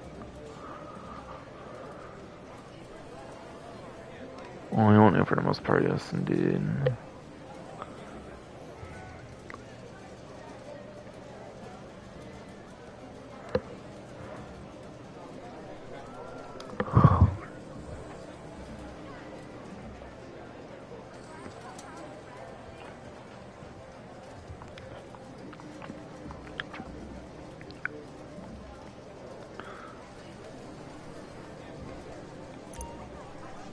But yes. And then to finish off those vehicles that were mentioned earlier on the main menu to get you access to Heavy T, it's going to be onto the Heavy APC here. So, The stock cannon on that thing should be like the Baldur's Tony cannon, obviously, from that game. Kind of, obviously not 100%, obviously, per se, but... Yeah.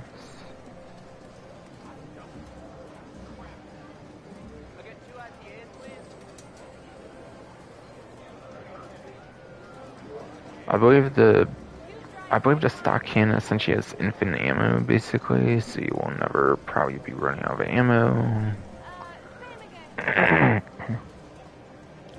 So that's an advantage of the stock cannon. I know you can definitely upgrade to at least a SAM battery, a surface air missile like battery thing as well, which has a limit of like 60 missiles, I believe. I do. I do believe the like missile thing it has for sure definitely fucking has a capacity of 60 missiles. Indeed. Now they are non-homing missiles, they do not home in. But you do get a lot of controlled missiles, which is nice. It does have a lot of like rotation and stuff to it, since it's like mounted on like the top of the APC, I'm pretty sure. So yeah. If you want infinite ammo, I'd probably go for stock cannon. If you don't care about that part and you're fine respawning your vehicle every couple minutes or something, or whenever you run out of the thing, well, of course, then yes. Then yes, indeed.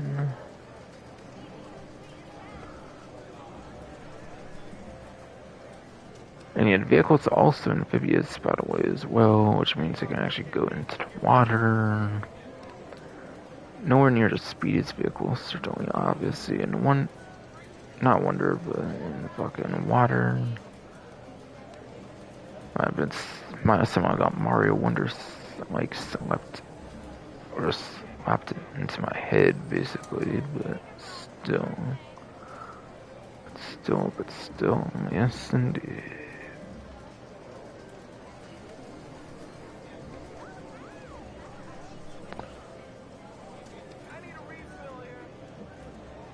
Hey, I want to say this also is proximity mines as well. I did say about the Night Shark. I'm not sure about the Night Shark having it, but yeah.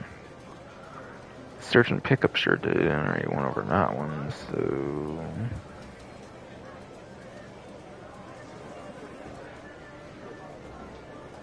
So yes.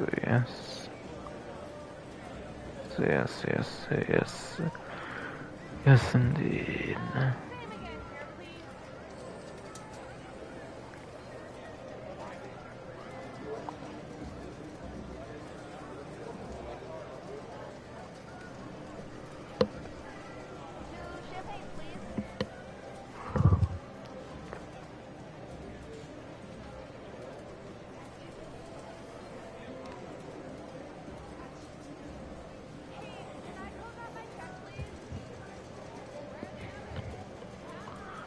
I'm trying to think here, dude.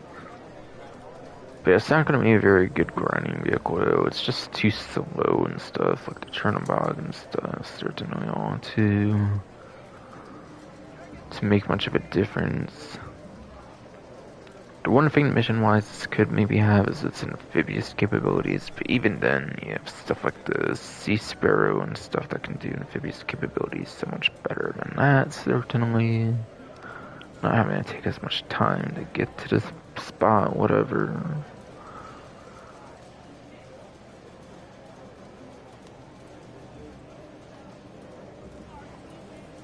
Whatever, yes indeed.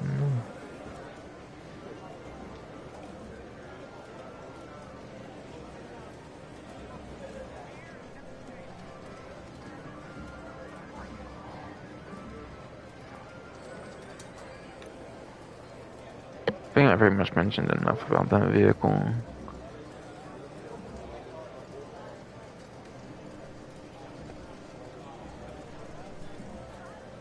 Oh yeah, and by the way, that Insurgent has the like armor plating I kind of mentioned with the Night Shark. I don't think I mentioned that part about that. Again, I think it turns if you can maybe throw like stickies and stuff out of it. So it depends on if you would want the bullet protection or if you want to be able to throw like stickies, like sticky bombs out of that shit, basically.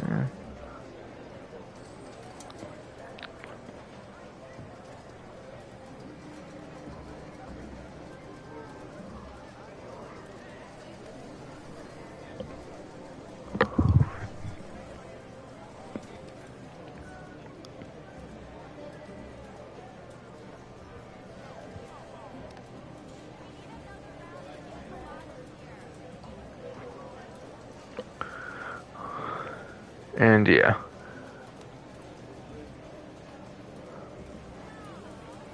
This is at least the trade price of the vehicle down here.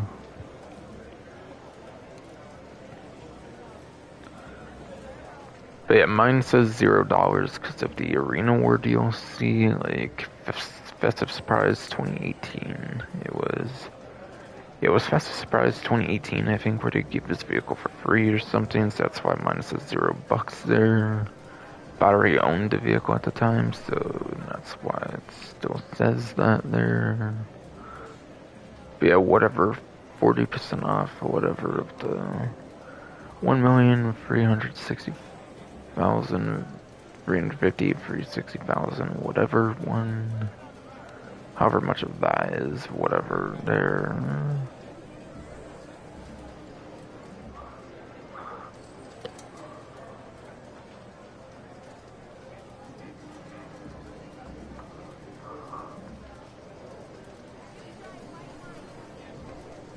And yeah, Buzzard's not actually on discount, it's just glitched up at the moment here. Or whatever the fuck. Again, because of Arena War DLC and our own vehicle, like the surprise stuff.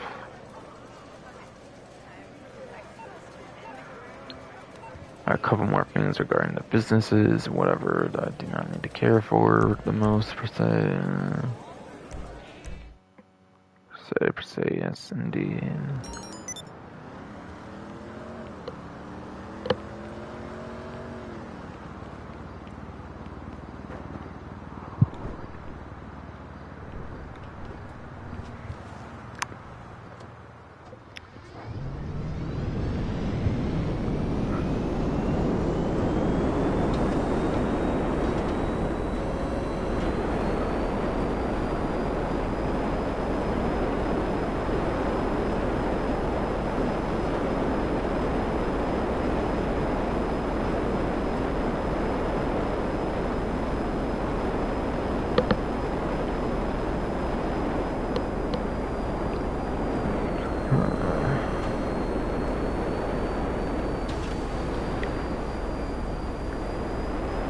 Sorry I did this shit early, man. Like, fuck, man. Body's still being tired as a bitch, so.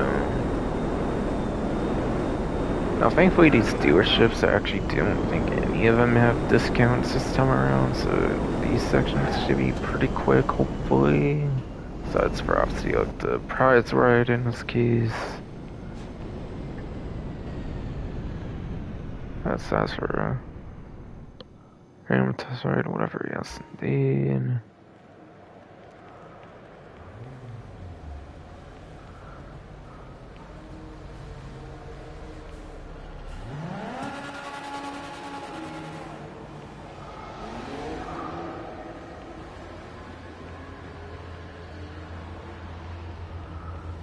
Profiles already my tire has body, damn it, but yes. Yes, indeed.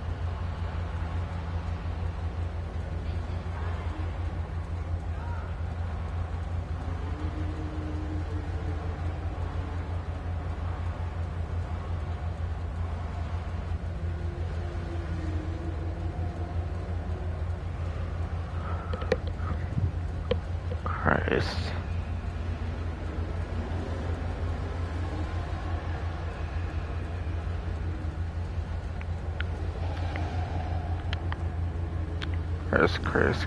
Chris, indeed.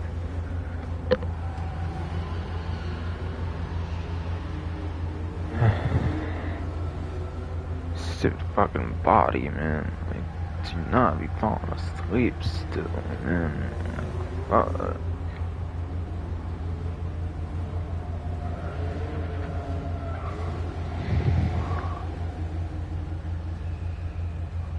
But yeah, anyways.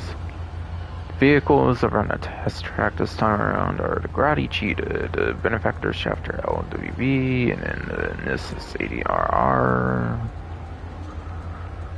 So, the Grotti Cheetah, this vehicle is from literal day one of the game from September 2013. So, this vehicle, you're best off just using it in story mode or something.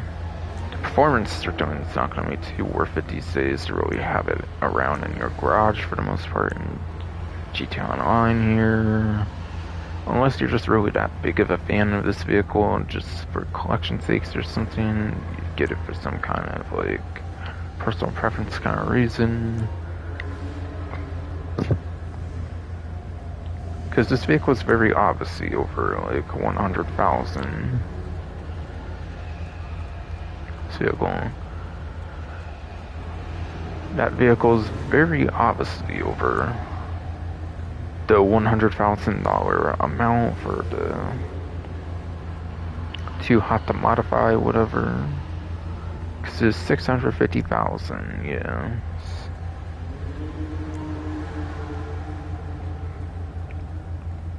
But the vehicle's gotta be bolted, I'm certain on it for sure.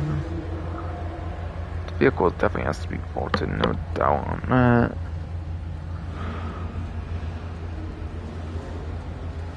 Benefactor Shafter LWB on the other hand, I'm pretty sure this vehicle is actually from the, not Criminal Enterprises from 2022, but obviously fucking Executive and Other Criminals, I'm pretty sure is the update that introduced the Benefactor Shafter LWB. Don't know if we will base and all those damn crazy amount of different variants of chapters and stuff. From like 2015, 2016, whatever all, basically all. Whatever all, basically all, yes indeed.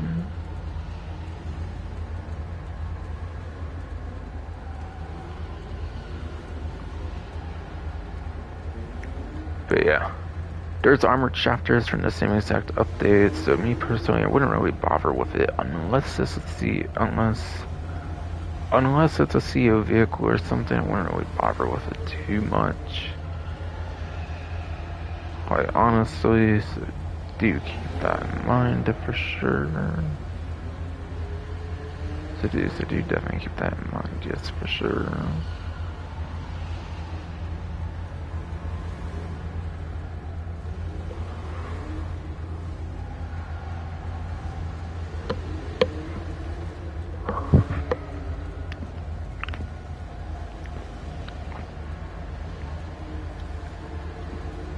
And then the NS not 7, but yes, ADRR, yes.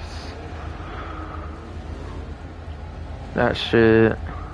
It is a one-seater supercar. I think it still actually performs pretty good to this day, actually, I believe. I want to say it still performs pretty good these days.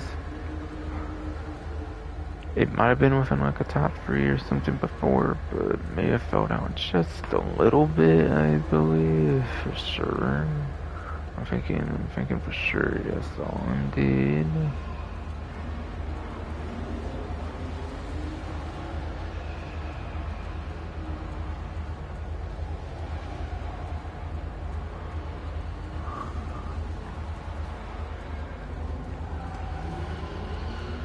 But yeah.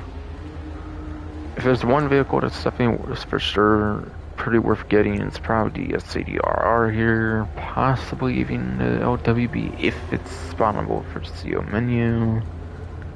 And yeah, you gotta keep in mind of like the certain kind of the vehicle that's in the menu too, because like there's a couple of vehicles called the same thing basically with, or not exactly the same thing, but part of the same thing obviously with whatever all yeah.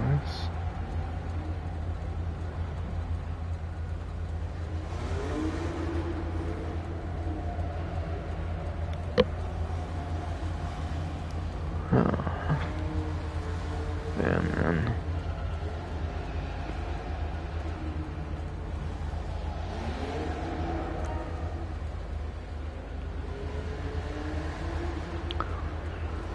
But yeah, I want to see if these vehicles are vaulted or not. At least 2 or 3 of them, I assume, are vaulted at least. The one I think that might still be around is the SADRR. Even then, that might even be vaulted too. Obviously, though.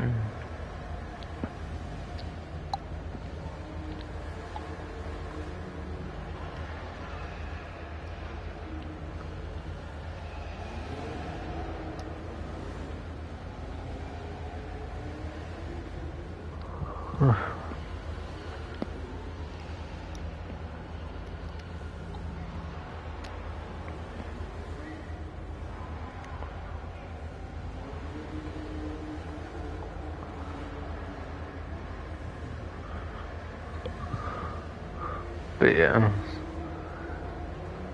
It's definitely not D'Agostino heist, but yeah. There's only the one vehicle there with the Furia, so yeah, that was to kind of be expected.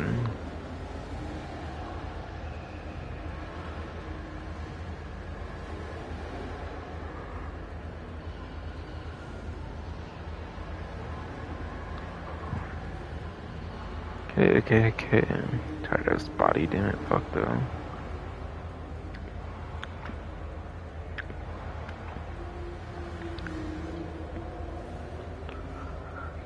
But yeah, SADRR definitely looks to be vaulted, so at this point I'm definitely thinking all 3 of them are vaulted at this point.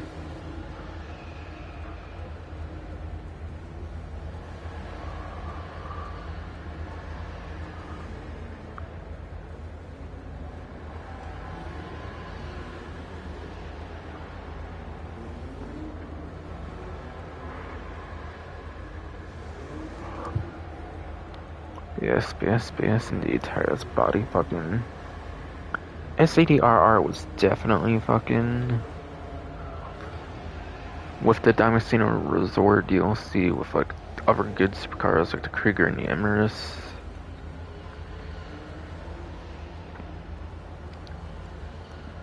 So yeah, definitely vaulted.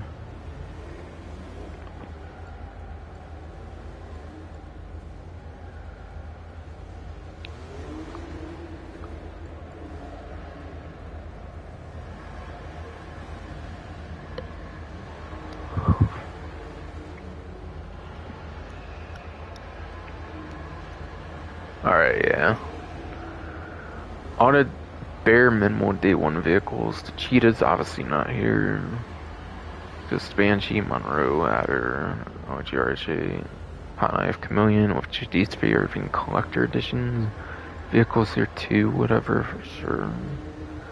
For sure, yes indeed. That was like on the eyes, body and shit, fucking damn it, man.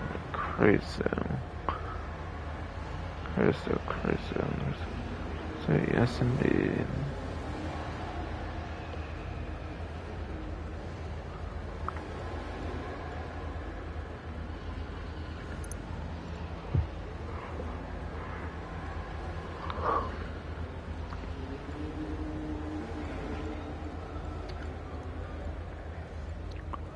And yeah. Alright, so chapter V12, but the other chapters look to pretty much be vaulted, so yeah. Even this one's vaulted for the LWB here. I want to say the LWB might be in the CO menu, but it might be the armored one too, so I don't think this one exactly quite counts, so I do not think that one exactly quite counts, unfortunately, yes indeed. Let's roach. Damn it. Relax, fuck them.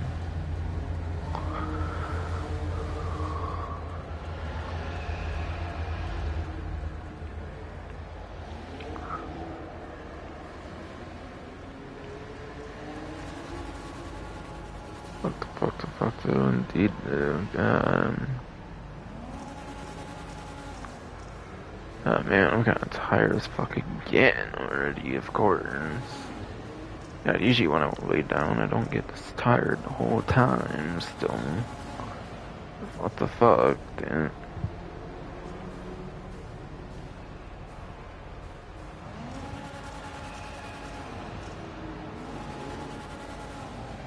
That's what the fuck that is, indeed.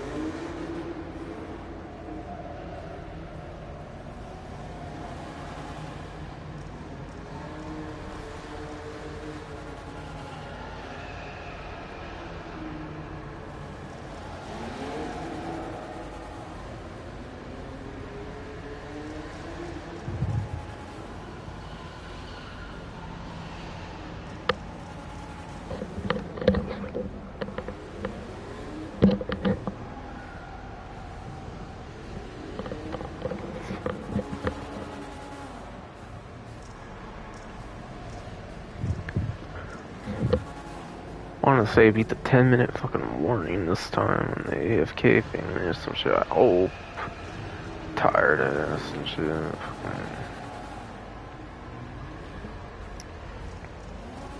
But yeah, this looks to be the Vapid Winky, which I believe is on the Warstock website. Like a lot of these other vehicles from earlier, but this one is more on the civilian side of things. Now this is going to be a prize ride challenge this time around.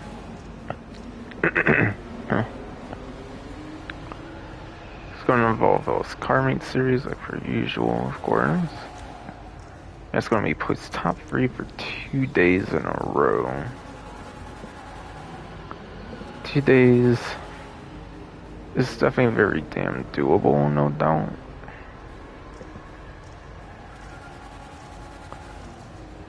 As when I'm streaming here on Tuesday, or that's Tuesday, that's all Tuesday and Wednesday.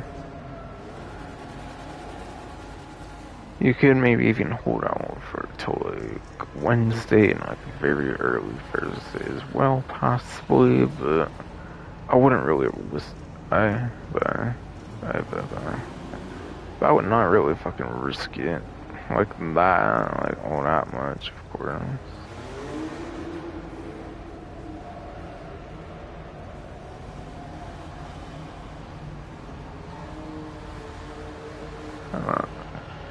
Yeah, I would not risk what I SMV.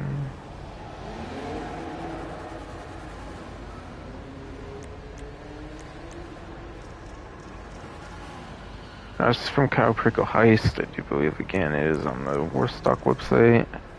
It is more on the civilian end, so I could see them having already bolted this vehicle or something.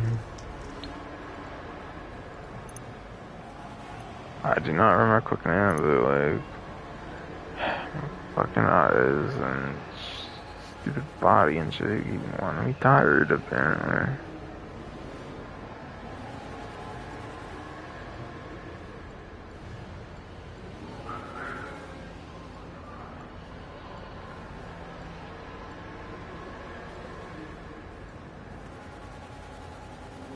Oh yeah, so I'm looking for the Winky here.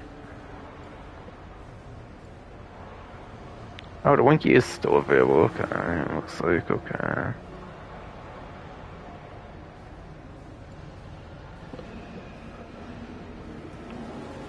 Looks to be available for 825,000. Yeah, okay.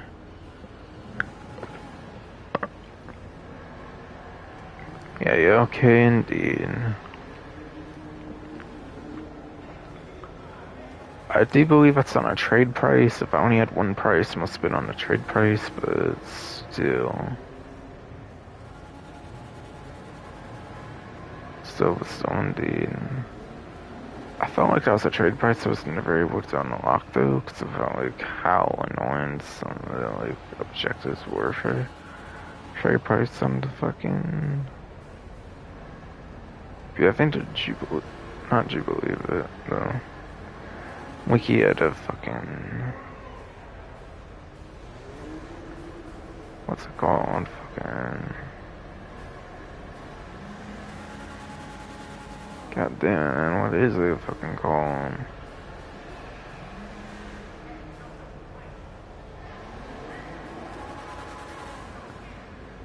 I can't think straight anymore. Thanks to fucking my stupid fucking body, though.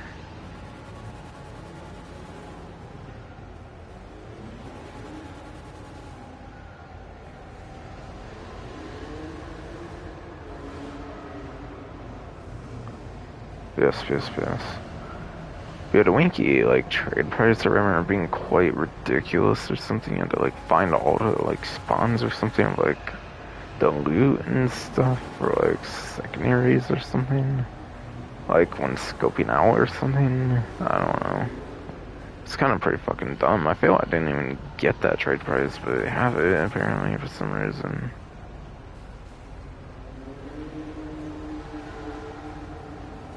But, yeah.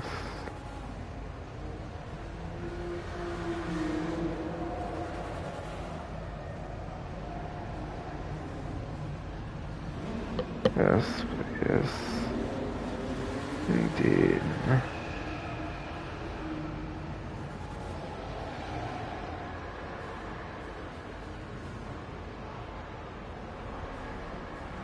Oh man.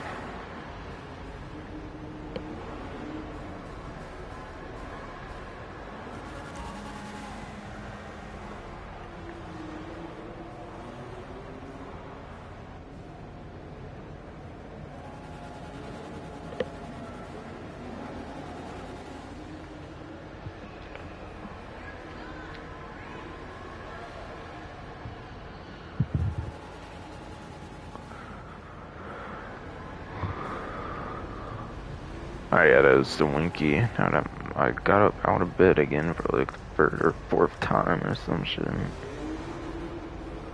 Just probably not be any better at all right now.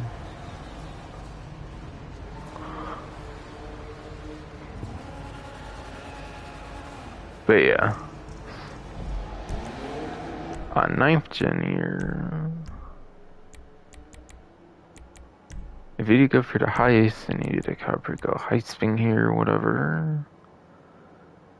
If you get the tier 4 on the ridiculous Cowprickle heist challenge here, then you can actually get a Winky for free or like at any time, and it doesn't have to be particularly for the Prosar challenge, so it's not too important to shoot for this one. If you are on 9th gen, you do always have that free one there. But on 8th gen, this would definitely be a good opportunity to get it for 8th gen here.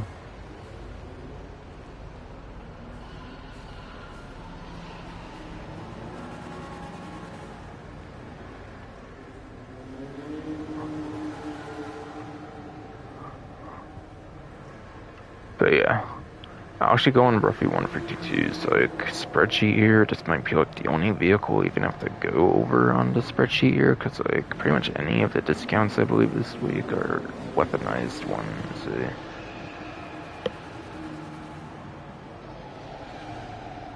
I do believe any vehicles in discount this event are actually all weaponized ones, I believe this time.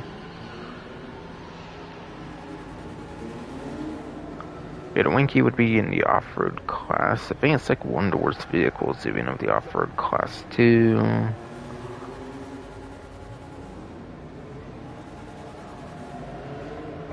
actually, let me go over the challenge in the first place here, so people like know what they should do here.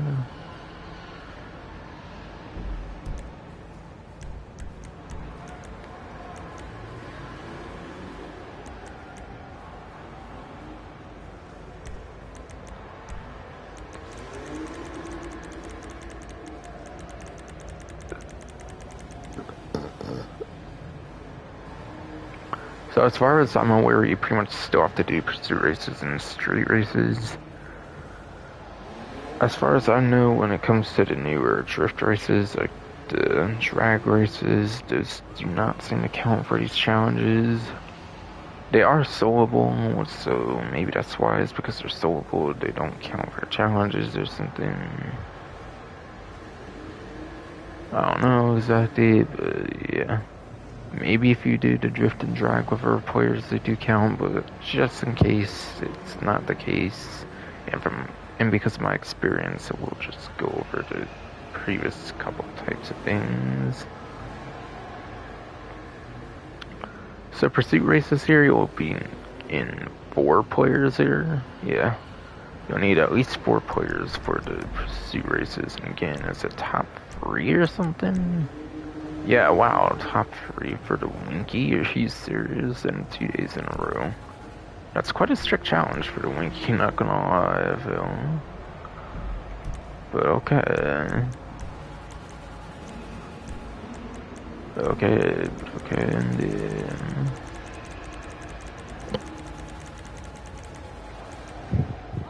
Yeah, pursuit races, you have 4 players, it's basically a 75% chance of being the top 3, so... I mean, you could have a pretty good chance of doing it for the pursuit races if you wanted, but... why don't you just go for the street races, so you do get a pretty much guaranteed chance as long as you stay within the 2 to 3 players. Easy. Be a pretty easy challenge if you do 2 and 3 players on the street races here.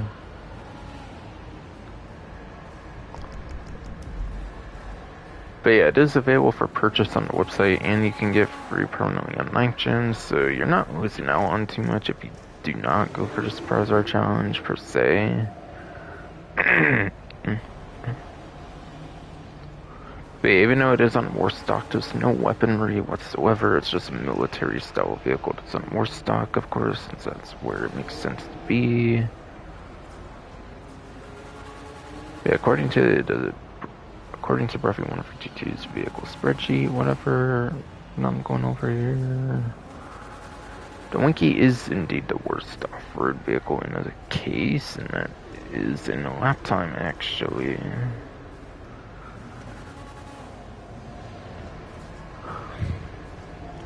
The Winky is apparently in not 8th, but it is apparently in H tier, excuse me, not 8th, but H tier, yes.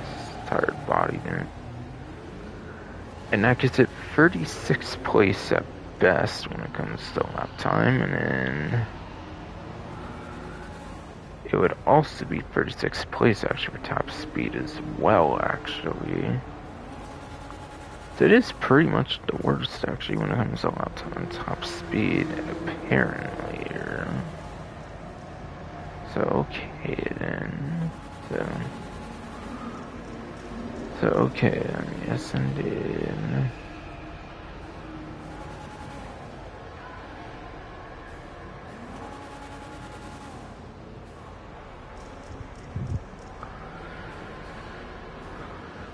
But yeah.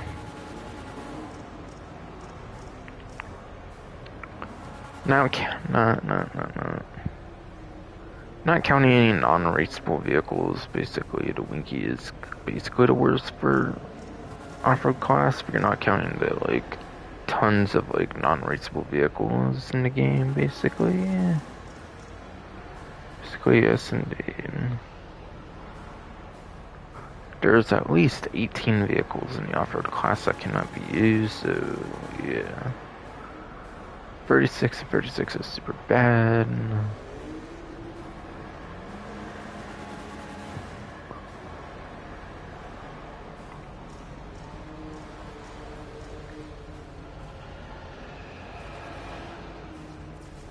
But yeah, no real reason to get the vehicle for performance. It's obviously fucking garbage, as you would expect. And then, yeah, just that 30% off the Pegassi Weaponized Ignis here. It is actually the premium test ride this time around. So I pretty much mentioned pretty much anything there is. Oh, so actually, I did kind of forget to mention a couple things. Or at least one thing. Like, yeah, it has the gun, obviously, which I mentioned is not anywhere near as rotatable as the one on the Weaponized Tampa. Which Weaponized Tampa actually does live up to the Weaponized name. This one not so much, but still. Because the Weaponized Tampa had a massive amount of, like, weaponry on it. This, on the other hand, only has, like, one weapon on it, despite the name of Weaponized Ignis. But yeah.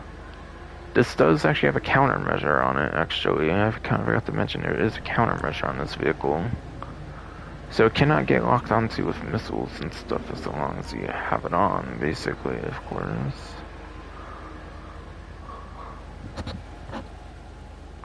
Of course, yes, indeed.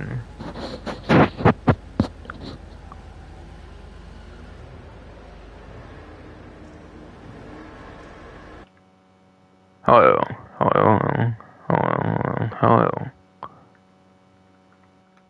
I'm not sure why I panicked there or whatever, but I did. Kind of in terms of like if my microphone is working all well.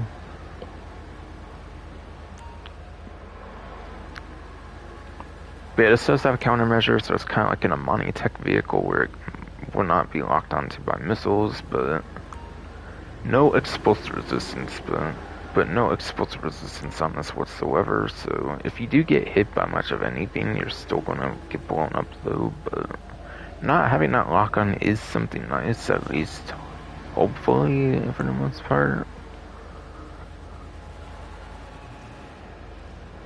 But I feel like at least half the times in a free mode situation, it's probably get blown up without going all that far. Without going all that far, yes indeed.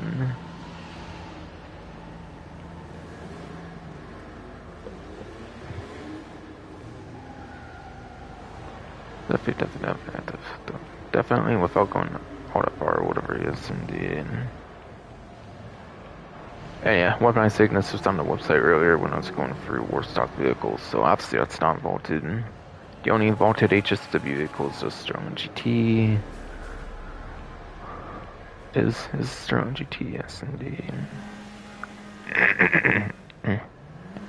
But yeah, I'm all done here in this interior now, pretty much, so on to the luxury autos then. So on to luxury autos then, yes indeed.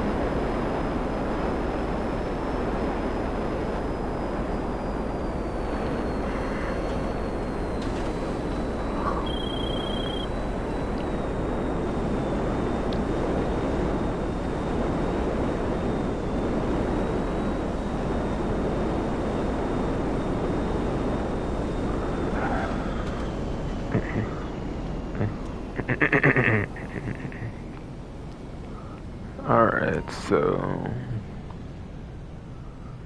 looks like luxury autos just gonna have two vehicles from the latest DLC, kind of the latest like trend they've kind of been doing here in a sense almost. So yes. So yes indeed. And yeah, I kind of mentioned that the weaponized vehicles are kind of like a focus for the discounts this time, so yeah. And I think I already kind of did that, like, no dealers are going to have any discounts, basically, so I'm pretty sure these are both full price.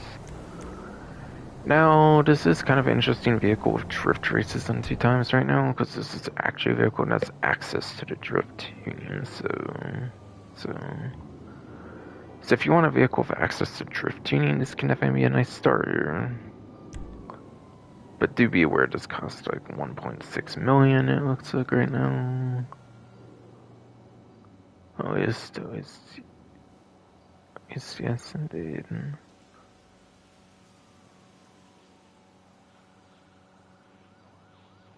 Wait.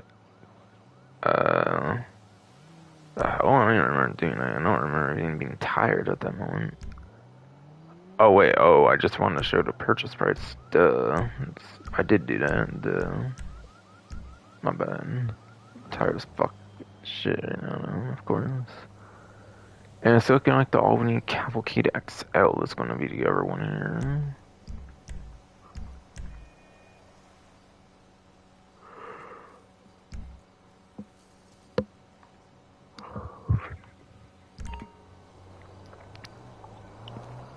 Yeah, those are obviously on the website, but I'll show them obviously. Regardless, yes indeed. Alright, yes, there's the Cavalcade XL on there, featured here.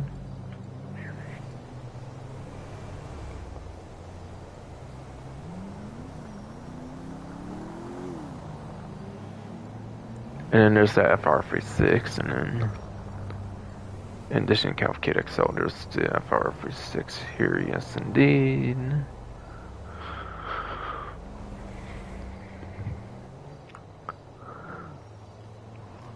But yeah, that one on the left is a drift tuning vehicle.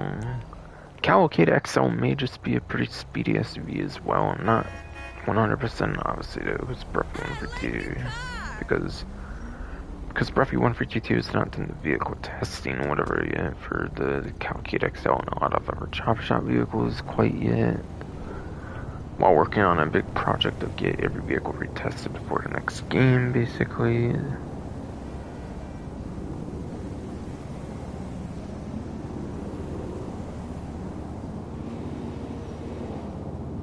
Yes, indeed. Body, damn it. Fuck though. Or so.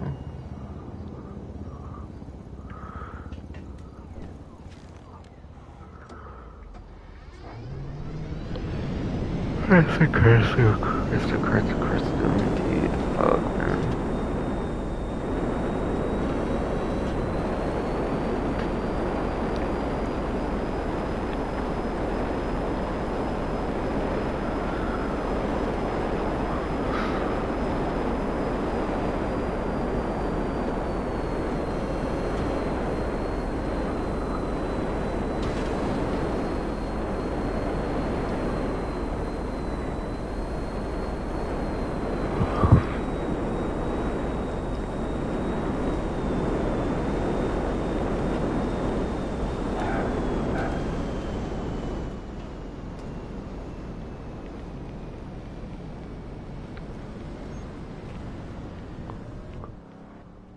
Our vehicle's here this time. The Benefactor Sterling GT. Okay, so does actually want the HSW for that? Can I actually get it right now? Okay. Seminole Frontier, yes. Western Cliffhanger. Hijack Rustin, and then the Western Rat Bike. Okay. Okay, indeed.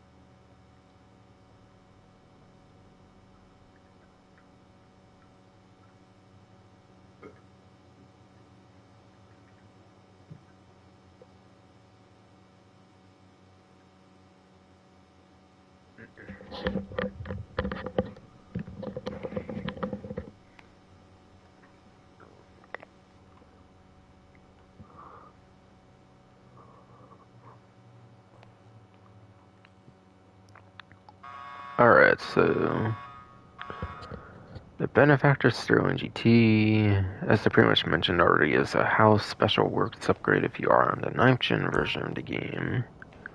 But it is important to note a timeline of release for the vehicle. And that was in like mid 2015. And this vehicle is from like mid 2015, which means it's in the story mode as well. Because it was back in like the Ill-Gotten Gains Part 1 or Part 2 DLC. I forget which one. I think it was Part 1 if I remember for Ill-Gotten Gains Part 1. But yes. Unfortunately, it is the only HSW vehicle that is actually vaulted in the game, that you actually cannot buy the actual basic vehicle for anymore, unless it's on like a showroom and stuff like this, so... If you do really want the House Special Works Sterling GT, I do recommend hopping on that right now, if you get to do so.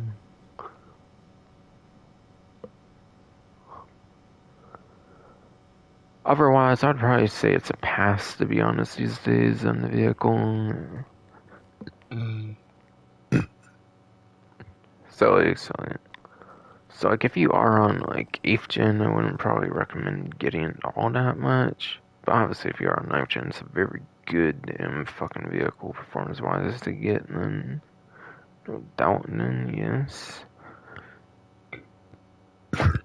No doubt, and yes indeed. Fucking throat relax. Chill.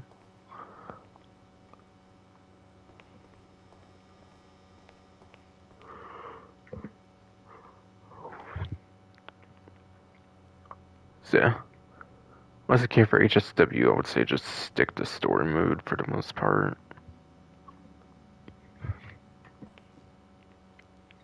And yeah, I think Criminal Enterprises also added more modifications you can do to the actual body of the car as well, which is pretty cool. So that was fun. So that was definitely fun, yes indeed.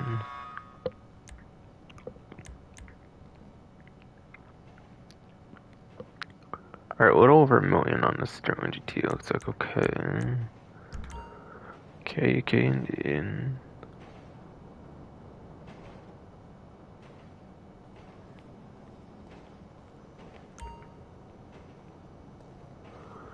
Now, can I Seminole Frontier on the other hand? I do think it's within like summer 2020 with the Los Santos Summer Special DLC, if I recall right. I could be wrong about that, but still. I'm pretty certain I'm right about it though, at least. At least, yes indeed. This is it's at least, yes indeed. Fucking fuck though. Oh, that's fucking weird, isn't it? Fucking Christ.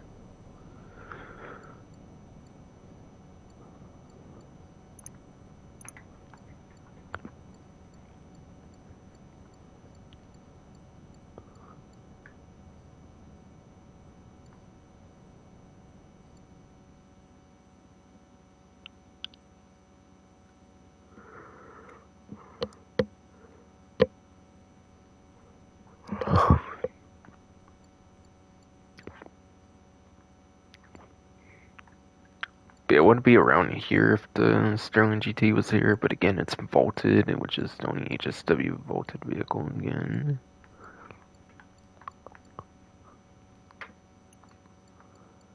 And yeah, this Seminole Frontier or whatever, I think again was from like the Santa Summer Special DLC. I'm thinking it's 4-door. I'm thinking. I'm thinking, yes indeed.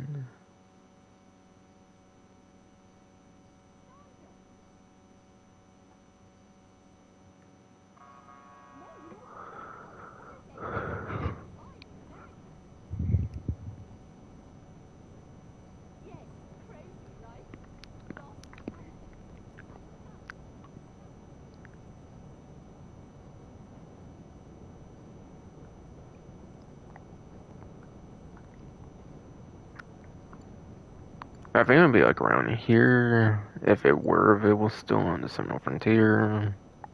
Sure, I'm thinking.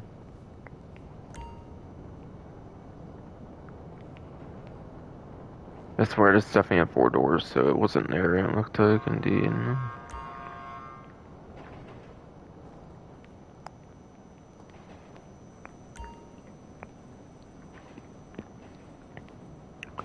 And then the Western Cliffhanger here, this is going to be part of the Cunning Stunts DLC. I'm pretty sure the original Cunning Stunts, not like Special Vehicle Circuit or any of those like other variations, or unless that's the only variation, I kind of forget, but still.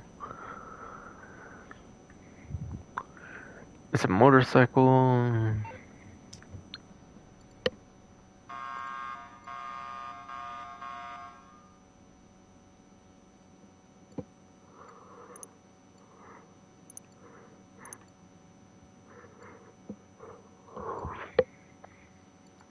It is a motorcycle indeed. But yeah. Gar, Gar, the, the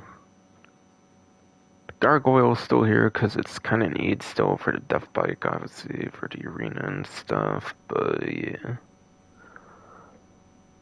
I feel it's kind of like a more civilian version of the, like, Gargoyle in a sense. I do kind of feel it was a civilian version in a sense. Or the, I don't know, or fucking Smashing one, or okay, I was saying something on another game, I think, by accident was sleeping this and shit. Okay, so Fucking cars, actually, yes, indeed.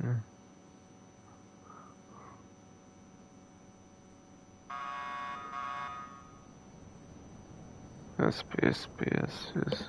indeed. I like them.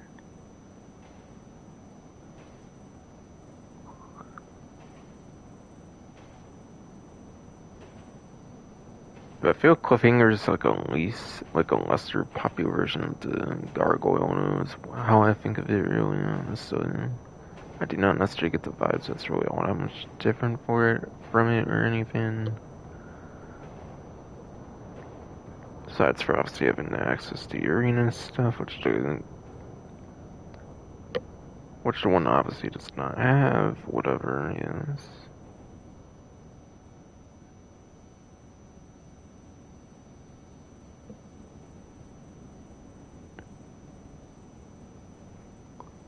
And but it doesn't seem to be there for the Cliffhanger. Hijack Rustin, I think, was in the like kind of some special vehicle circuit update or something. Like it was a pretty small update. Wasn't that many vehicles in it. I think it was with like the GP1, like whatever update I was in or something. If I'm somehow wrong about the update name or something, or whatever, whatever. Yes, indeed.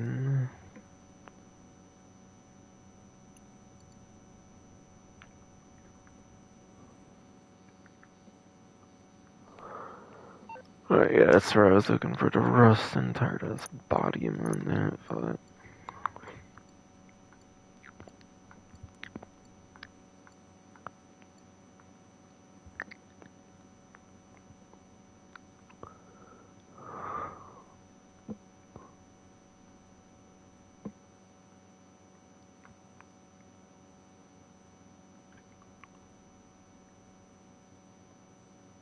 yes, yes, indeed, tired of his body on everything, but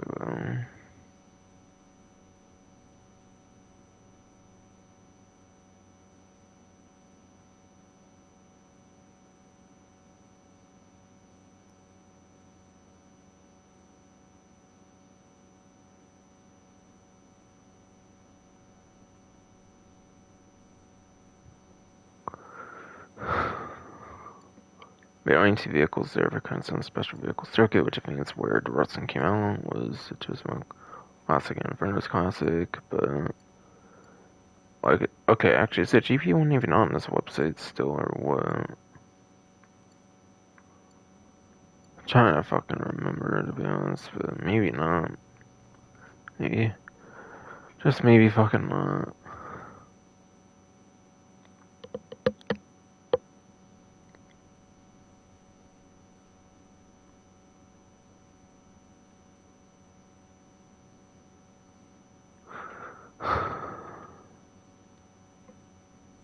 I swear it would have definitely been there.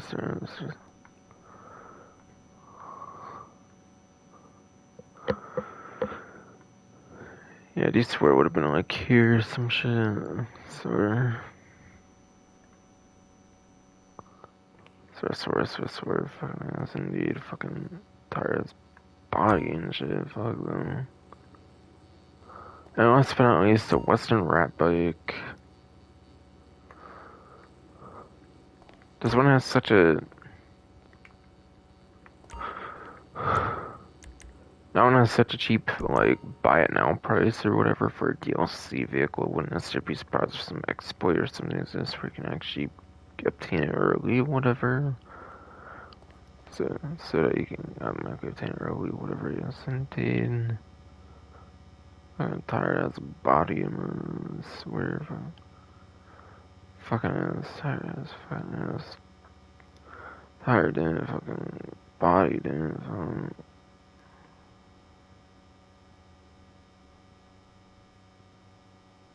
God damn, tired body, fuck, man. Yeah, what's in Rap Bike doesn't sound like it would be anything too impressive or nothing, so. How would I rank all these, honestly, from best to worst? Definitely the Sterling GT at #1 spot with that HSW Special Works. I would honestly say maybe the cliffhanger and then the rat bike for number two, number three, just because they're motorcycles, and like I said, motorcycles with taking less space on the road can also be super damn good. Can obviously definitely be super damn good. Yes, indeed. Whatever said certain regarding certain stuff. Well, yes, indeed. Tired body. And then where would I do number three and then not three and four, but like number four and five, basically, like which two, and like I mean, obviously I know two, but like in what order? But like in what order? Yes, indeed. The Reston's like a sports car. The Canis is like what the hell, like an SUV. Even it's obviously not competing. It should resonate either, but still, indeed.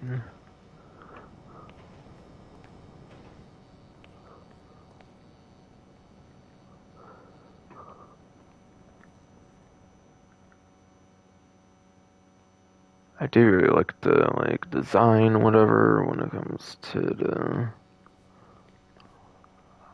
Rustin with the convertibleness, whatever. Like it's convertible here, obviously. So I think I'll put Rustin at the number four spot, and then I'll put the Kinesin Frontier at the worst spot. So my best to worst ranking, Sterling GT is the best.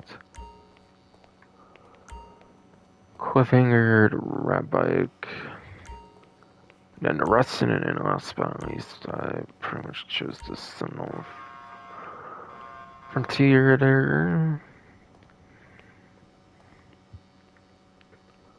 And yeah, Rustin was in that same time frame, I believe. I was still looking for a fucking. Or the fucking whatever all is. Indeed. Tired as body, damn it, fuck them.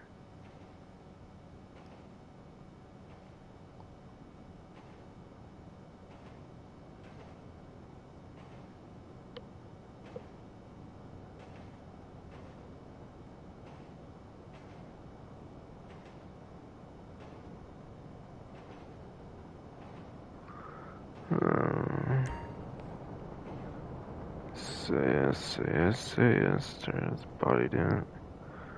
What's the fucking. What's the worst again? Fucking tired body. Best with HSW, Destroying GT, fucking. Then I would say the cliffhanger, the rat bike. Rustin, because they've been convertible for number four, and then the Sentinel Frontier being the worst, I would say, this time around, being at number five, being the worst this time, I would say at number five, yes, indeed. Didn't miss me with whatever, yes, indeed.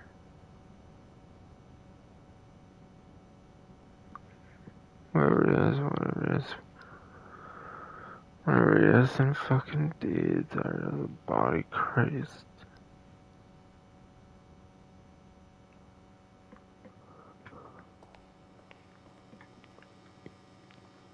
I'm still not saying that again after 3 times. Honest fucking Lee. Done with the showrooms here, looks like. So actually I could look into other vehicles, see if they're even on the site.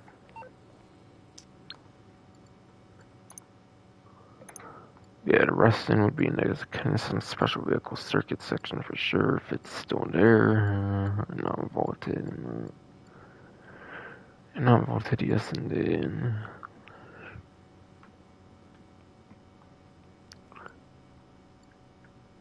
Alright, so the Turismo Classic, Alright, so Turismo Classic and the Infernus Classic for kind of some special vehicle circuit, okay. So yeah, it's vaulted as expected on the Rustin.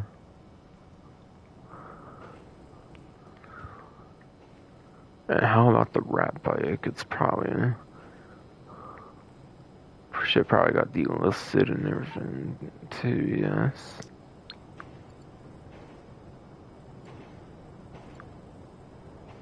Yes, indeed. Damn fucking body. What the fuck though? Fuck the fuck the fuck the fuck the fuck the dude.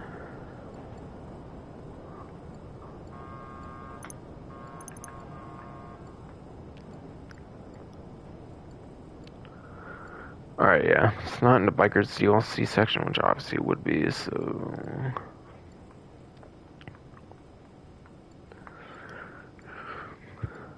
Absolutely no rat bike at all. Just absolutely no rat bike at all, yes indeed.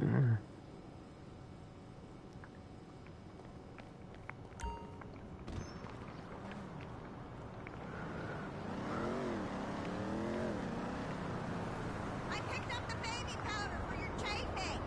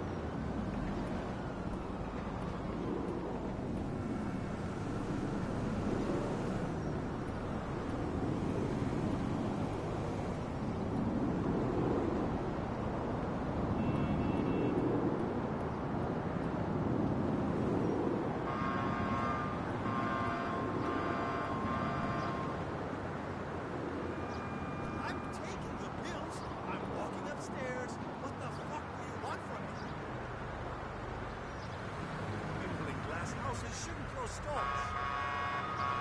Hey! Hey, man, your weakness is the vodka. Mine's the vodka sauce. I don't want to talk about this weekend.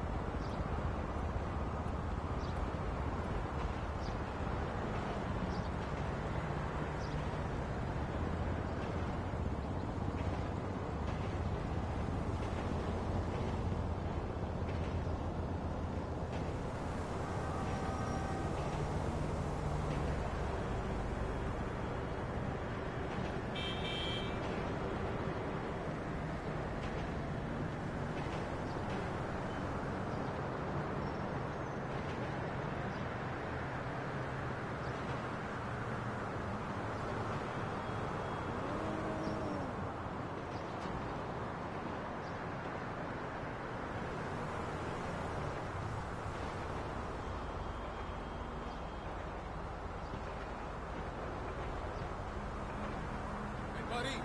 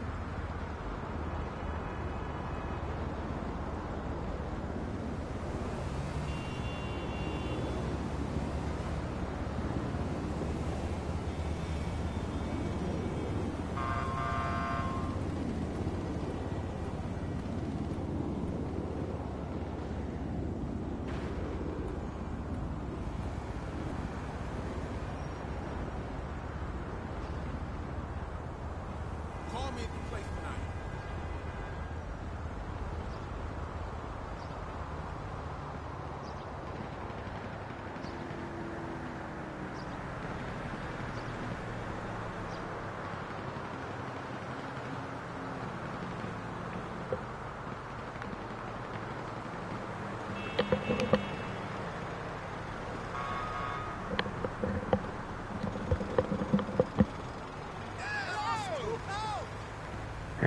Damn it, man. Fuck. Well, I think I'm through every showroom and I'm through every single money opportunity event too. Because I think I went over all those already, being Motor Wars, the wildlife photography, and then the fucking drift races, whatever. I went over payouts for the Motor Wars and the drift races, but yeah.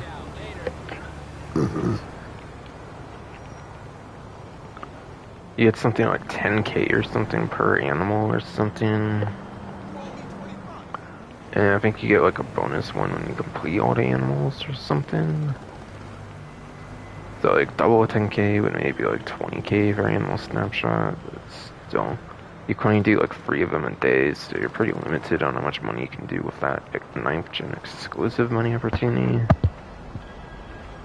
Hello?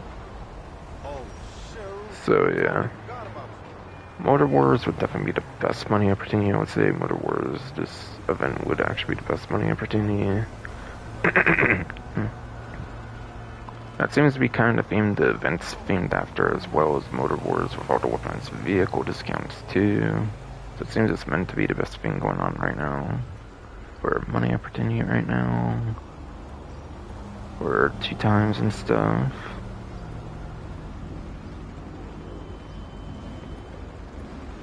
Times and stuff, yes indeed. I'll start charging my phone and shit, I guess here, yes.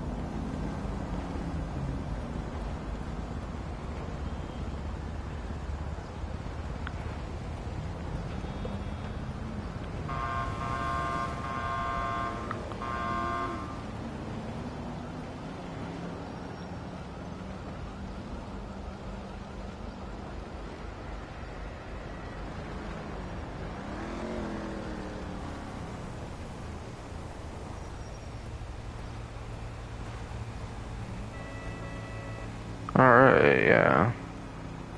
I'm already free a lot of this. I only got discounts. I only got any remaining discounts left actually.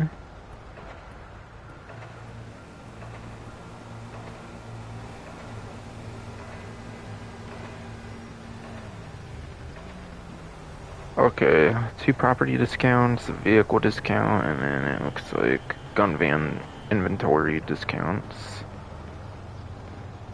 Go over the whole inventory in some capacity too, like I usually do for the gun van.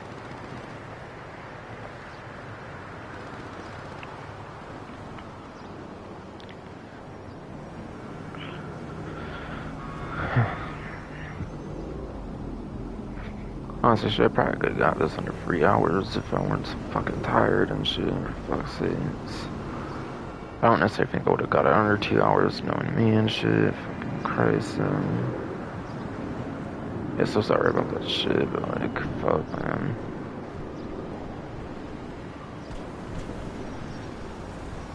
What the hell? It's invisible instead of what the hell? Huh? Seemed kind of invisible under the hell.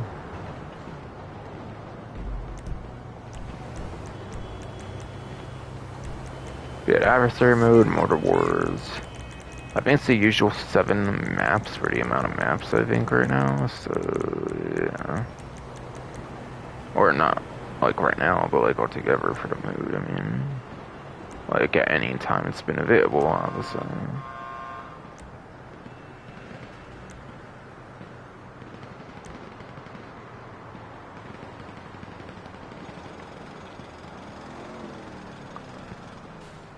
But yeah, honestly, I'm not the biggest fan of Battle Royale stuff, but it's not got a trendy ass fucking battle pass or some shit in it, so yeah, I don't mind it too much. For sure. I already said, like, thoughts on the money making stuff, like how much money you can really make out of that, yeah. I said no more than a couple 100,000 pretty much for any episode mode, really. It all depends on, like, how long it can last, amount of players, like, the round system and stuff. You get a good playing field and stuff, and like all kinds of vehicles and stuff, so that one could definitely last a good bit of time, especially with the amount of players and everything, like I said. So yeah, easily the best money opportunity since you have drift races. Like I said, the racing's kind of more slow pace, which helps with getting more money based on the amount of time in a sense. But again, no engine upgrades on this, you don't really get to have much of an advantage, so it was pretty much on a level playing field, whether they even buy a vehicle or not on that list, so it's probably some of the harder types of racing when it comes to drift racing, I would say. Has definitely quite a huge skill curve, like I said earlier.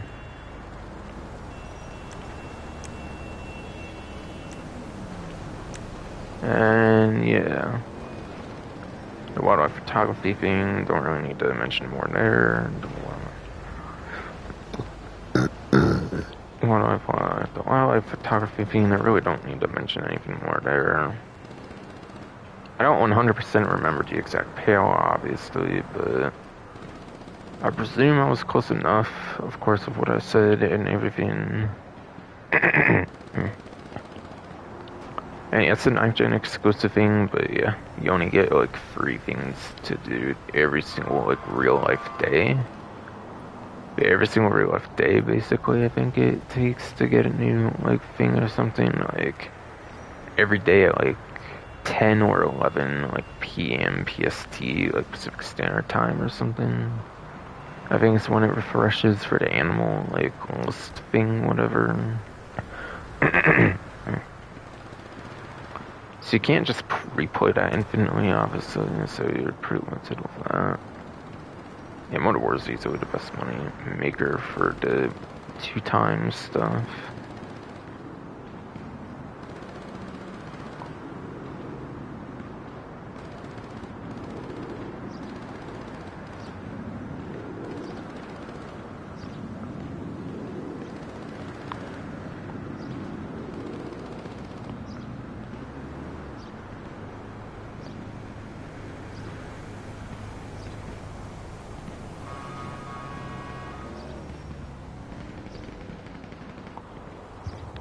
And yeah. By the way, you can see but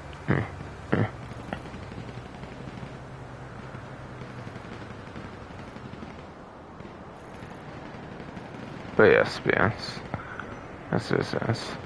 By the way, if you want to see the whole list of the drift tuning vehicles, I didn't really show it here while I was there, but on the laptop, you can go on the laptop and you can see the whole list of drift tuning vehicles.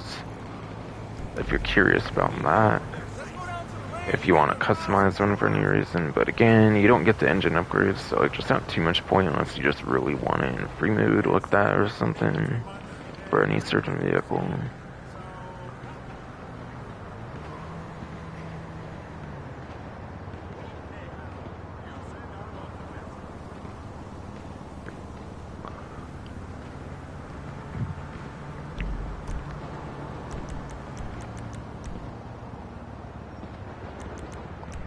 Yeah, I kind of just want to show the whole list of drift races, I guess. There's 7 of those in total, whatever.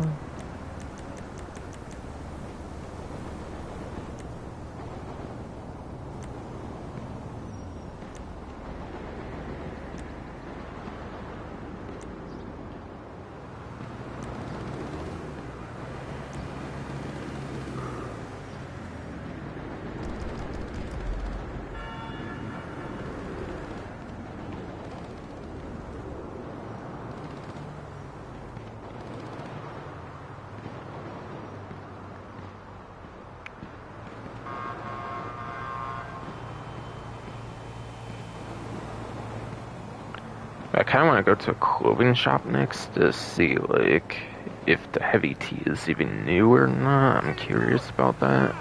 Because I really don't want to, like, buy a vehicle I already fucking own. But since you can only buy those free on discount, that's quite the problem. If so, I'll never wear it anyways, so like, I don't think I'll care. But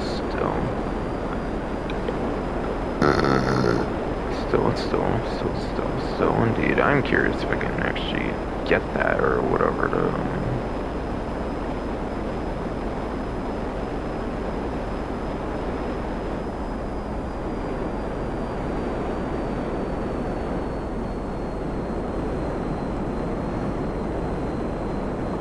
And why not? Go to my favorite location for a clothing store. Why the fuck not?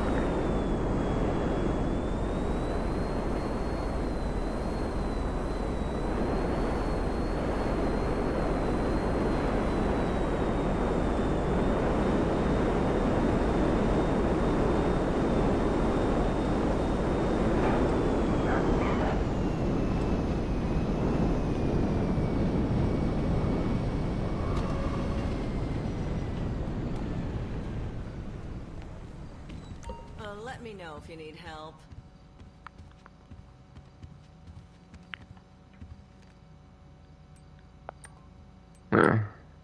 Well, Did you find your size? I claimed one of the clock mill things already. Okay, I guess.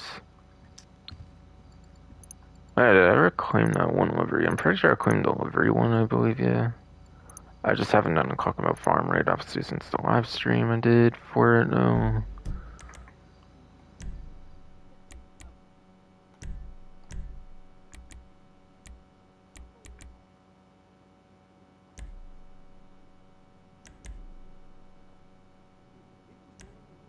Those are selling like hotcakes.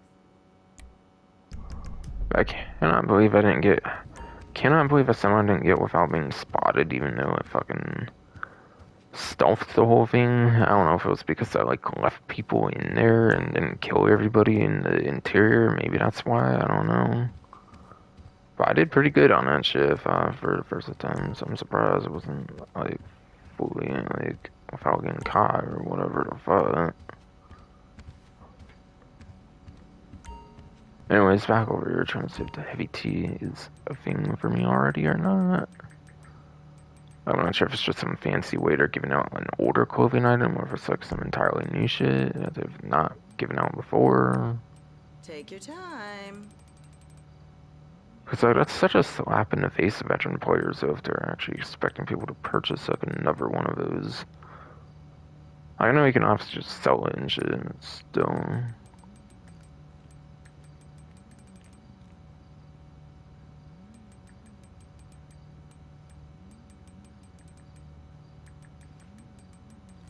Is it really not one that's already here, bro?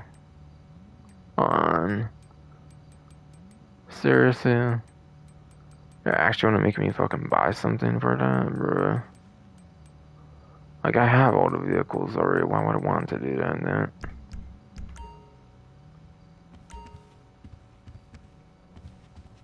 I wonder if we could do something with that instant pickup, with it being like $0 from the arena thing or something. It somehow tricks the game to give it to me or something. I don't know. I mean, it's a Pegasus vehicle, so I don't think it would exactly work like that, unfortunately. Whereas the other two are actually able to be put in your property right away. Oh yeah, doesn't it have the icon for me too?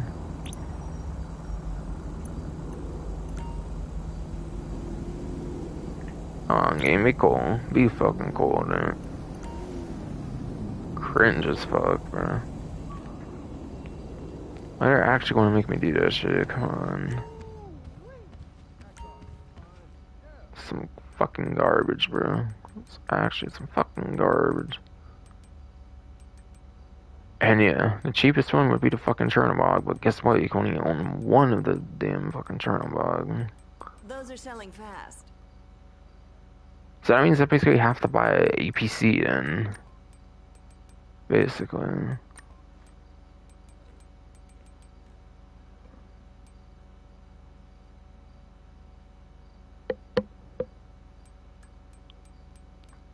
Yeah, it seems actually gonna make me buy a fucking APC. I think, bro. It's literally my only fucking option here.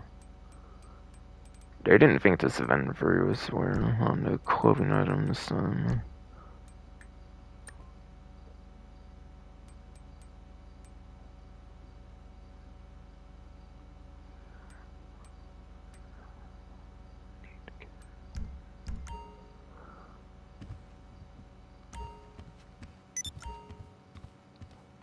That's from our exclusive line.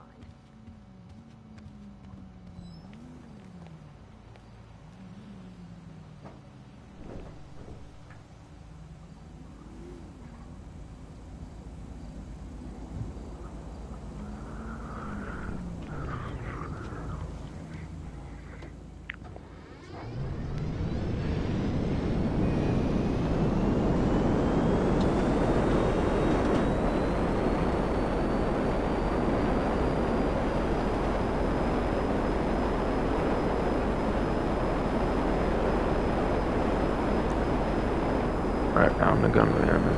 Okay. Guess I'll be next when I'm done. Get that all out the way.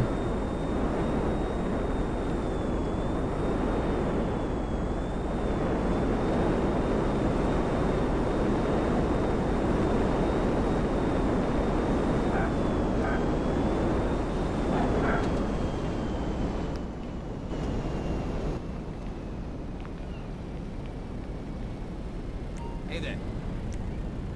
Alright, so baseball bat here. There's actually liveries you can have for the baseball bat here, so pretty decorative melee weapon, so it is one of the more interesting melee weapons, and I believe it can actually be used in biker melee as well. So yeah, biker melee and livery support is definitely pretty good for a melee weapon compared to the usual in this game. That one's brand new. Just hit the market. And tactical SMG here.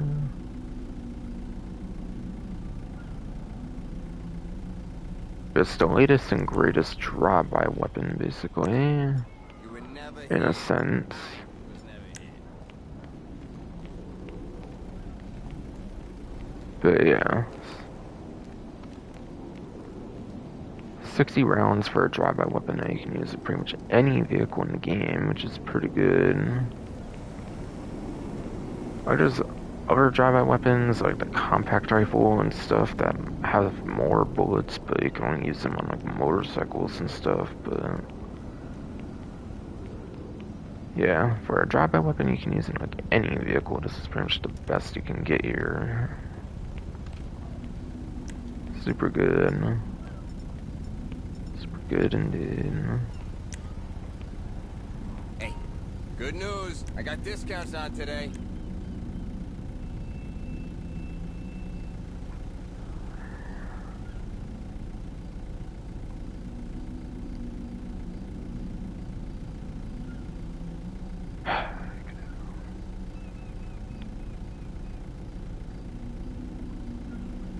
Won't find that in ammunition. And then Unholy Hullbringer.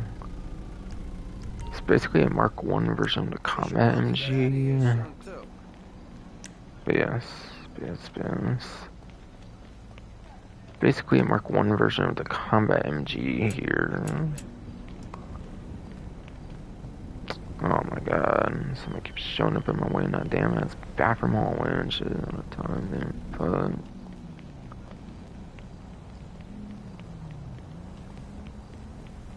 But yes.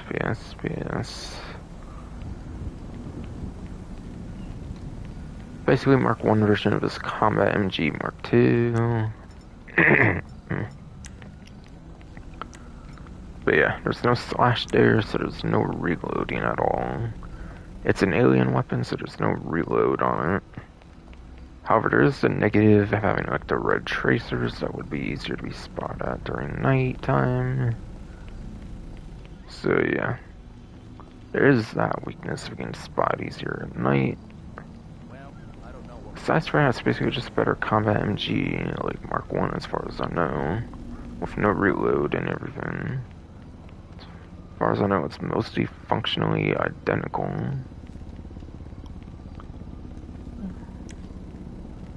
Should be a pretty damn good weapon in the arsenal. And the combat MG is considered one of the best weapons of the entire game too, by the way. So having one with like no reload and stuff is super good. Because you can basically go in first person with the combat MG and there's no recoil to it, apparently. I assume it's like that for that as well, for the Holy Hellbringer being like a reskin, pretty much. No one followed you, right? It's a super good weapon, because combat MG is one of the best weapons of the game, supposedly. Alright, go. With a first person thing with no recoil. Only sold by yours truly. The precision rifle, oh no. And actually I want to talk about that one because that's a discount as well, no. This one's also a discount, so I'll talk about the nightstick next, I guess. Be a nightstick.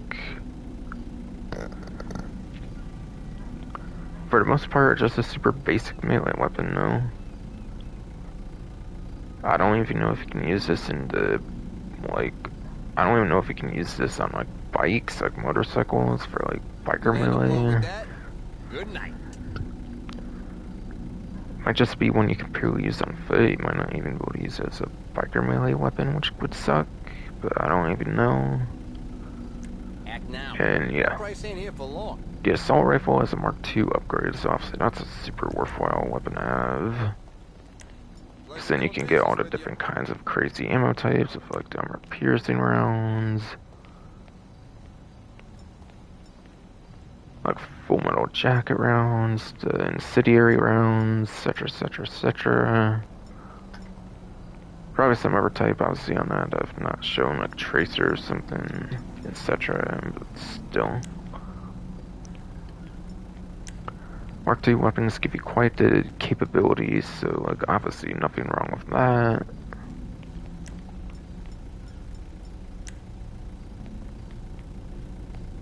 You know the deal. Alright, so the precision rifle. Mm-hmm.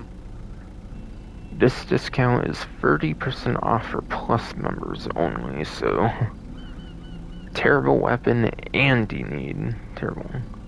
It's a terrible weapon and you need a fucking subscription for the discount. What the fuck? Who got Rockstar just ahead on that discount? The fuck? Okay, well, it's so bad I don't even have it in my inventory right now. It's in the gun van. So that this can get the ammo back. But yeah.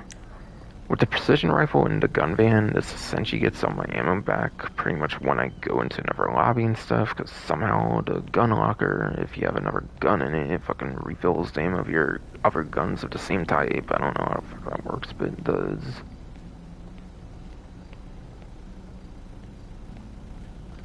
But yeah. Precision rifle. It's basically this and the marksman rifle combined. But I would say it's more along the lines of the sniper rifle here.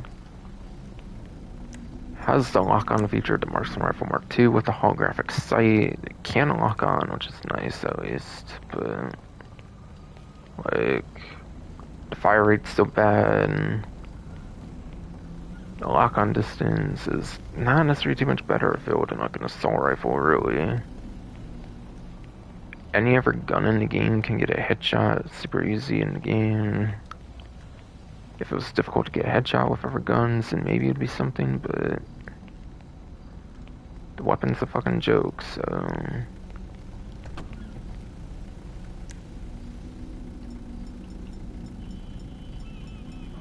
It's really not that good of a weapon, unfortunately. Hey there. Check out my sale items. Everything must go.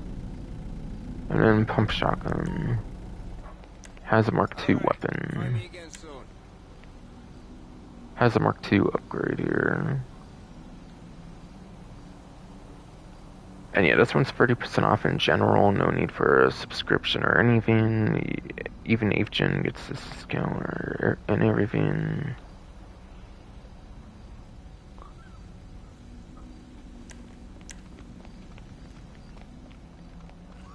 one of only 2 weapons. For Mark II weapons, I get access to the explosive rounds for explosive slugs in this case. Definitely makes it a super deadly close range weapon, having the fucking explosive rounds on there.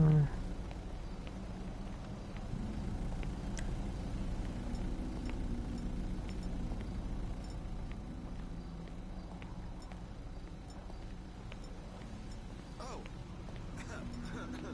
Hi, sir. No, I'm really sick. Can't make it to work today. Alright, so that was what some of the gunman stuff was. Like that, baseball bat, pump shotgun Mark II, precision rifle. Were those the only 6? It might have been.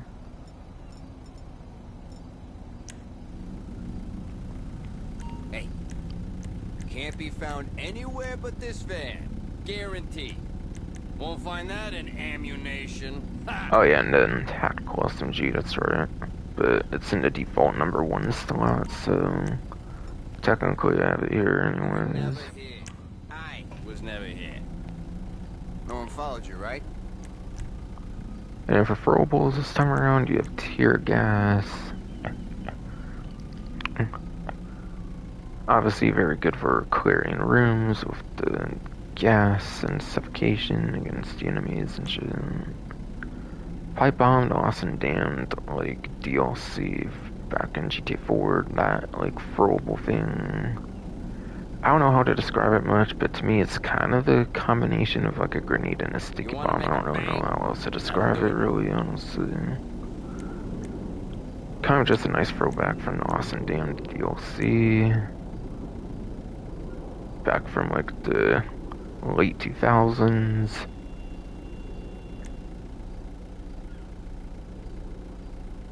And then the sticky bomb for the Grand Theft Auto 4 DLC, of course. Yes, I mean. And yes, sticky bomb is pretty much one of the best throwables of the game.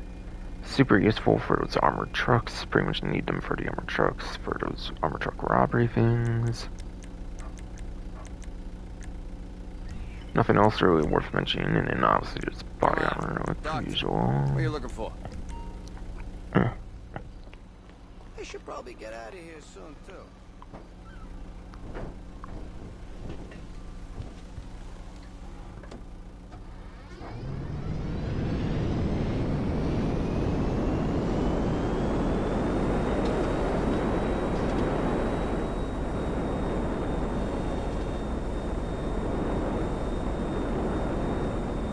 Alright. So that's the gun van covered now, since apparently I ended up finding it recently here. So I still got like free discounts to cover. And I think that's pretty much it, I believe, yeah. And yeah, maybe the salvage yard robbery targets too, but yeah, that's not too big of a deal compared to the other shit. Might as well do that real quick right now on the salvage yard robbery targets.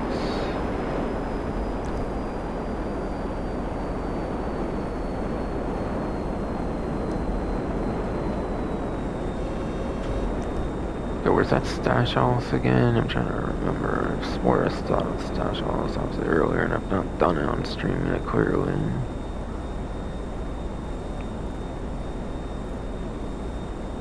Where is it again?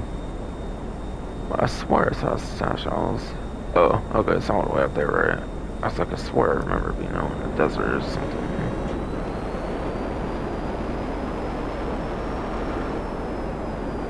I just don't know how I wasn't buying it there. I don't think I was buying per se, but maybe I was, I don't know. Damn, I was tired of shit and shit. Maybe I am a little blind right now. Maybe, just maybe I'm a little bit blind and I'm fucking woozy and shit right now. From San Andreas and shit.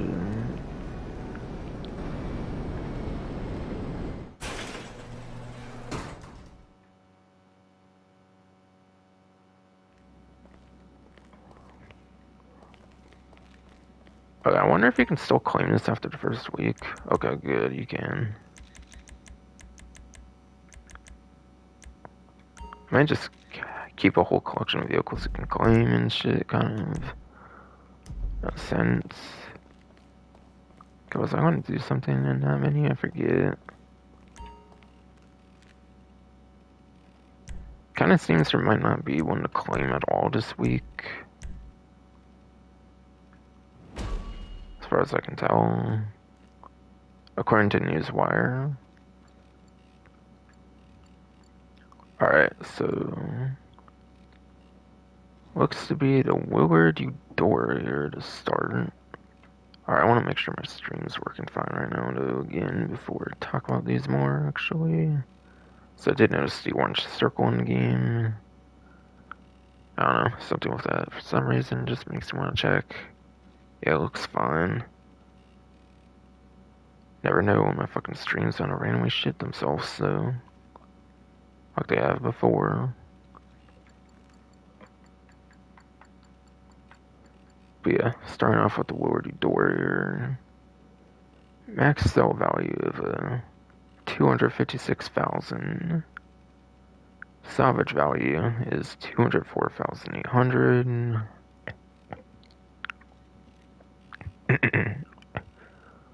But yeah, Willard Eudora is like one of those taxi vehicle things from the Drug Wars DLC, basically.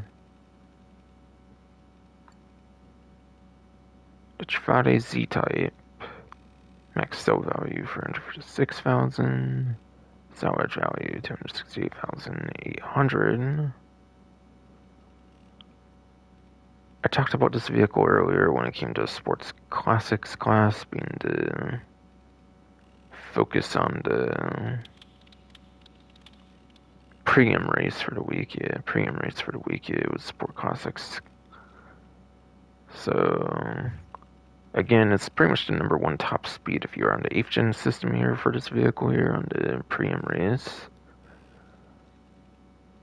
But yeah, again, you'll probably want a lap time option instead, unless it's one of those rare ones on like a highway or something. And then the Dodge Wagner here, pretty good supercar actually from the gun running DLC. Trifade Z-Type, by the way, is like a day one supercar. Or not supercar, but yeah, Sports Classics vehicle, I would say. Yeah, anyways, Dodge Wagner here, max sell value 406,000. Salvage value 324,800, yes. 324,800 salvage value, yes indeed.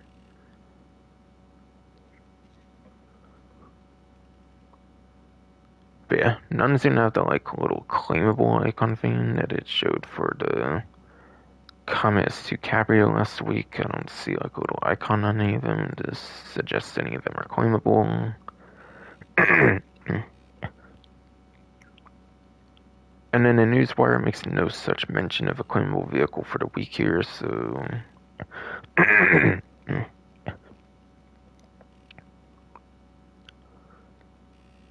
even though it took them like, what, almost 4 months or some shit to fucking do the fucking claimable feature, they decided to just not do it the second week in this.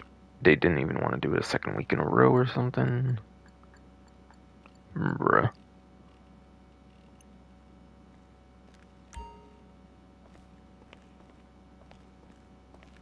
Honestly, seems like a skip for me this week then. I might just start only doing it when there's a claimable vehicle at this point, personally. And even then, I wasn't really doing them once Final Fantasy VII Rebirth came out and I was playing the shit on that, so... I kind of fell off of the robbery contracts. I made like 8 to 9 million anyways already, so...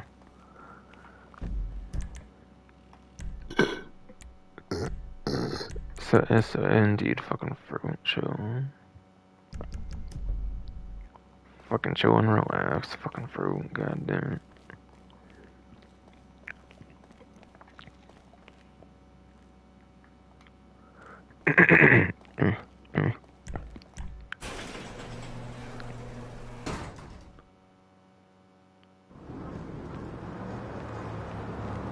Okay, so I should probably just talk about the rest of these couple discounts before I do HSW, the Stash House and HSW Time Trial. So the first couple I want to talk about are going to be property ones.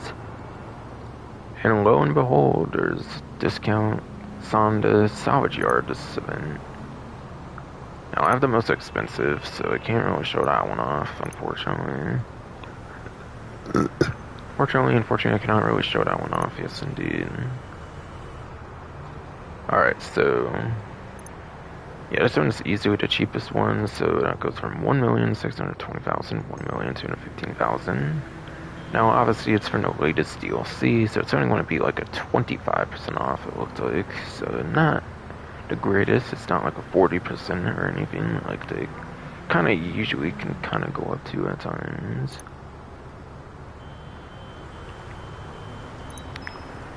All those like renovation things should be on discount too. So, obviously, you got like 10 trade rate thing.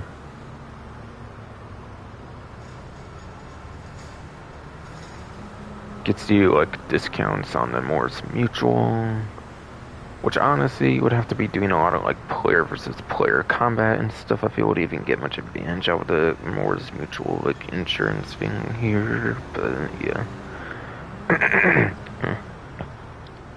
And then repairing vehicles with Fellas Customs, that's fucking nothing to be able to, but I mean it's there just in case. Quite a hefty fee.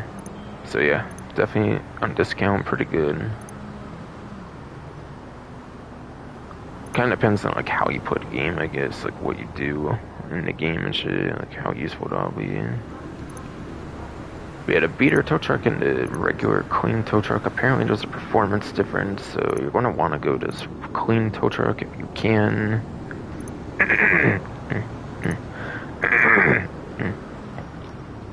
If you can, definitely go to clean tow truck. Because the beater one apparently has less performance, as you would probably kind of expect.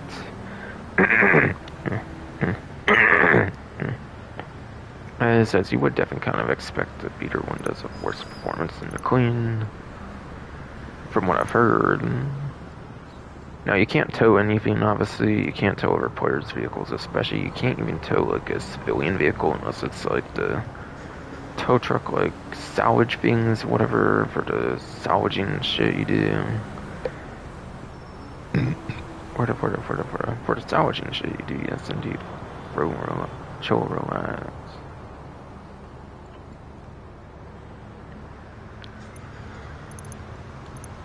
Bit of wall safe here.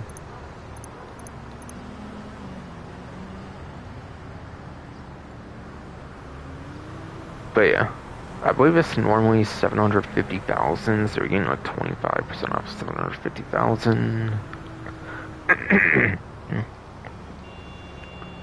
So it's a tiny bit of a lesser grind if you want to be able to get the fucking... It is a lesser grind if you want to be able to get profit from your wall safe from the amount you have to spend on it.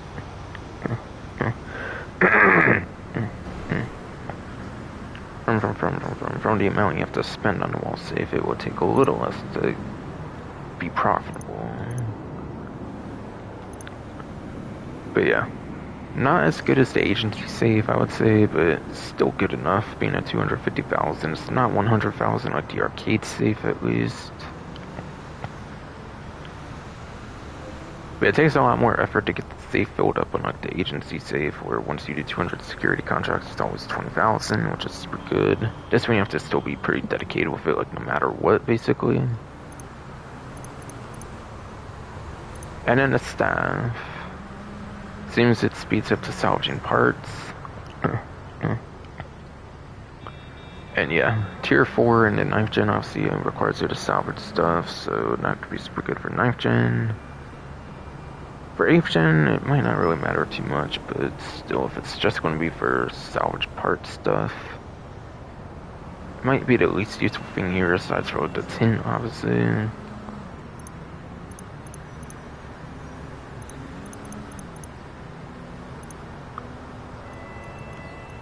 that's everything on discount, Daryl.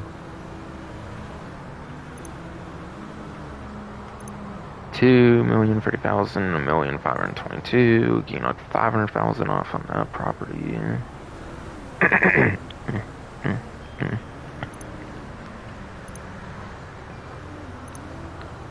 2,420,000, 1,815,000, like 600,000. 2,570,000 to 1,927,500.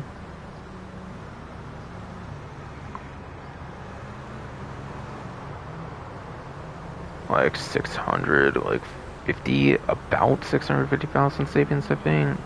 Okay. And obviously this one you would probably get a little more savings being the most expensive.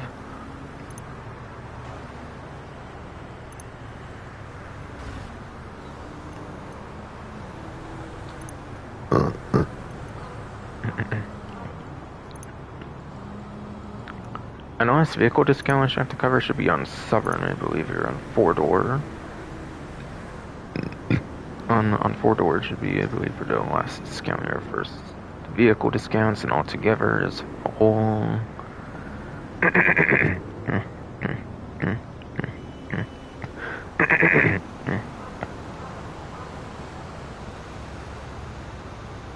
Or no, I guess it's not 4-door, okay.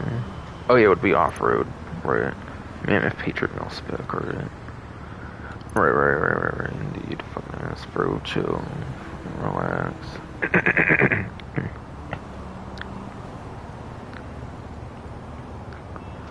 On a trade price goes from 1,282,500 to 897,750.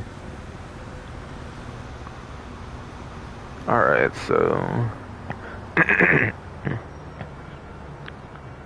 being one of the initial mining tech vehicles from contract, it's one of the most feature rich of the contract, like, not contract, but the mining tech vehicles, yeah, one of the more feature rich ones. But yeah, starts with bullet resistant glass on there. You don't even have to purchase bullet resistant glass, starts with it, which can tank like 15 pistol rounds, assault rifle rounds before getting destroyed on like the 16 for every individual like pane of glass. Not too much, but it's something at least.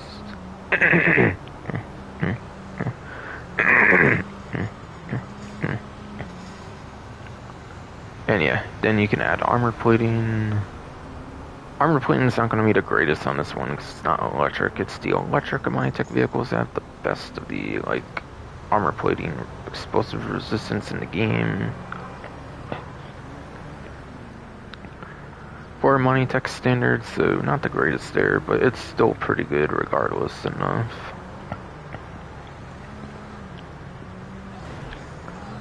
Being one of the initial batch of the Minitech vehicles, you do get the front-mounted machine guns, which is nice. And it is like a tall, like off-roady SUV, so the placements on the guns would be pretty good on this one, certainly.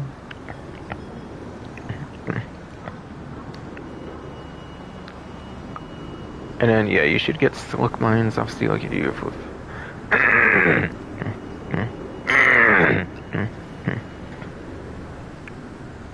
And then you should get slick mines on this, yes, as an option. Which are okay. They are something to get at least, like the resistant glass, even if they're not the most significant thing ever. And then you can either get the missile lock-on jammer remote control unit. It's not electric, so... Yeah, not an electric car, so... Really... Not too much of a need for the, like... remote control unit, but... Yeah, you can remote control this with the machine guns and use them, which is good, with the front-mounted machine guns, but there's other vehicles like that you can use it for, and not just the mil spec, which is probably one of the slower ones of the initial batch. Probably one of the more, if not the most lowest of the initial batch for sure, on the Minitech vehicles.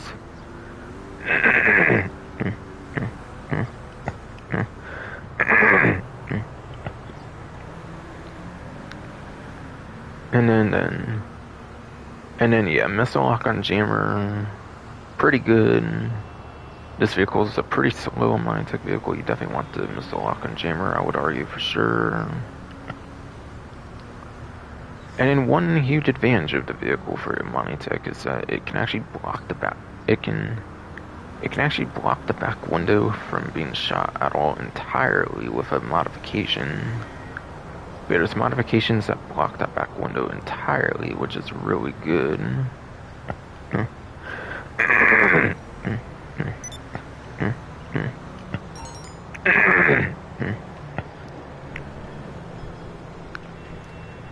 Which is really good, yes indeed, fucking Fro, relax. Yeah. Yeah. God damn it, fucking Fro, because it is gonna be like a 4-hour stream, damn it, I swear.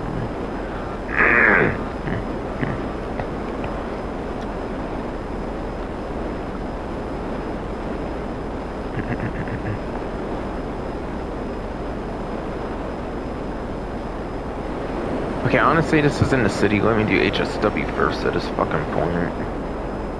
If I even do decide to do the stash house at this point, I don't think this should have to be a 4-hour stream. It was just, I was just way too fucking tired during the stream. I had to take quite a few breaks and shit. I had to definitely take quite a few breaks and shit. Fucking bro, yes.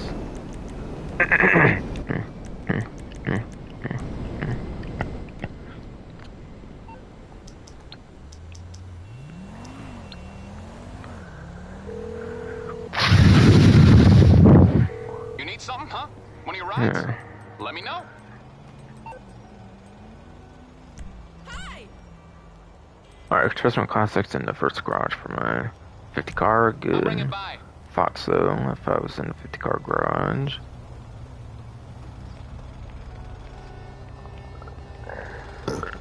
Okay, good fight in 50 car garage, yes indeed.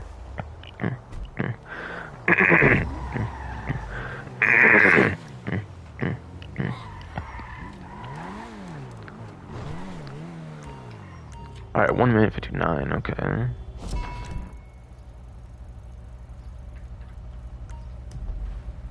Let's see if I can beat your punk ass to the fucking game. After having hella snoozers and shit, all fucking goddamn fucking stream and shit. Until lately, where I'm no longer tired suddenly. Shitty fucking body of mine, I swear. Okay, I kinda swerved more than if I would fucking game, but okay.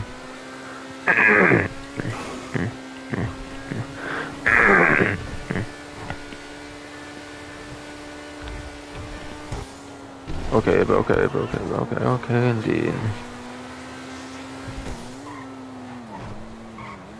Come on, are you fucking kidding me? God damn it. Fucking car in the way, like fucking damn it.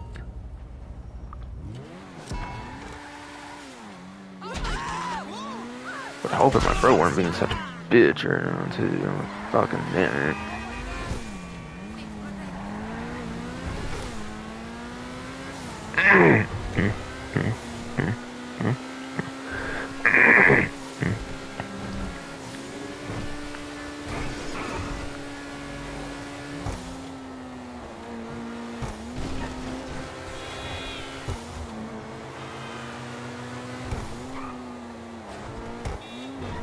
That was some bullshit, RNG, like random bullshit there, I swear.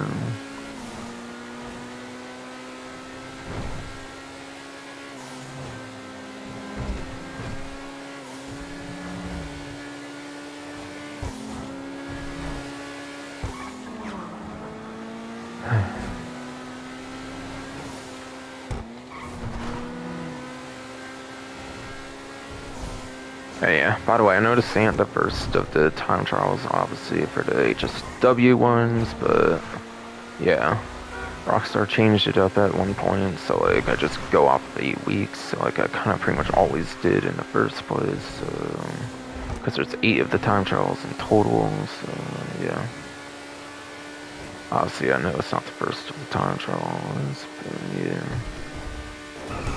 That's why. Well, fuck, go. Damn, I smoked that timer, holy shit.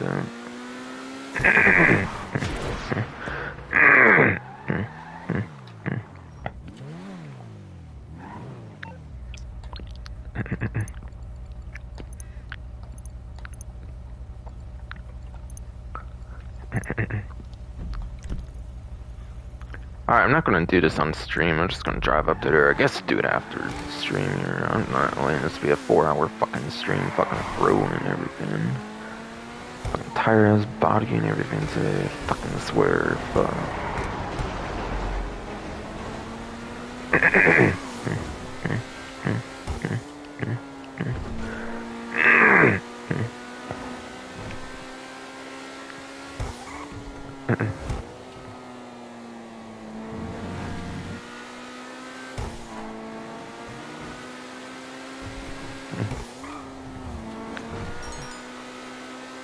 Yeah, Gerald, I don't have time for this shit. It's gonna be a 4-hour ass stream because my shit, bro. Fucking tired body, everything. Ted, and fucking swear.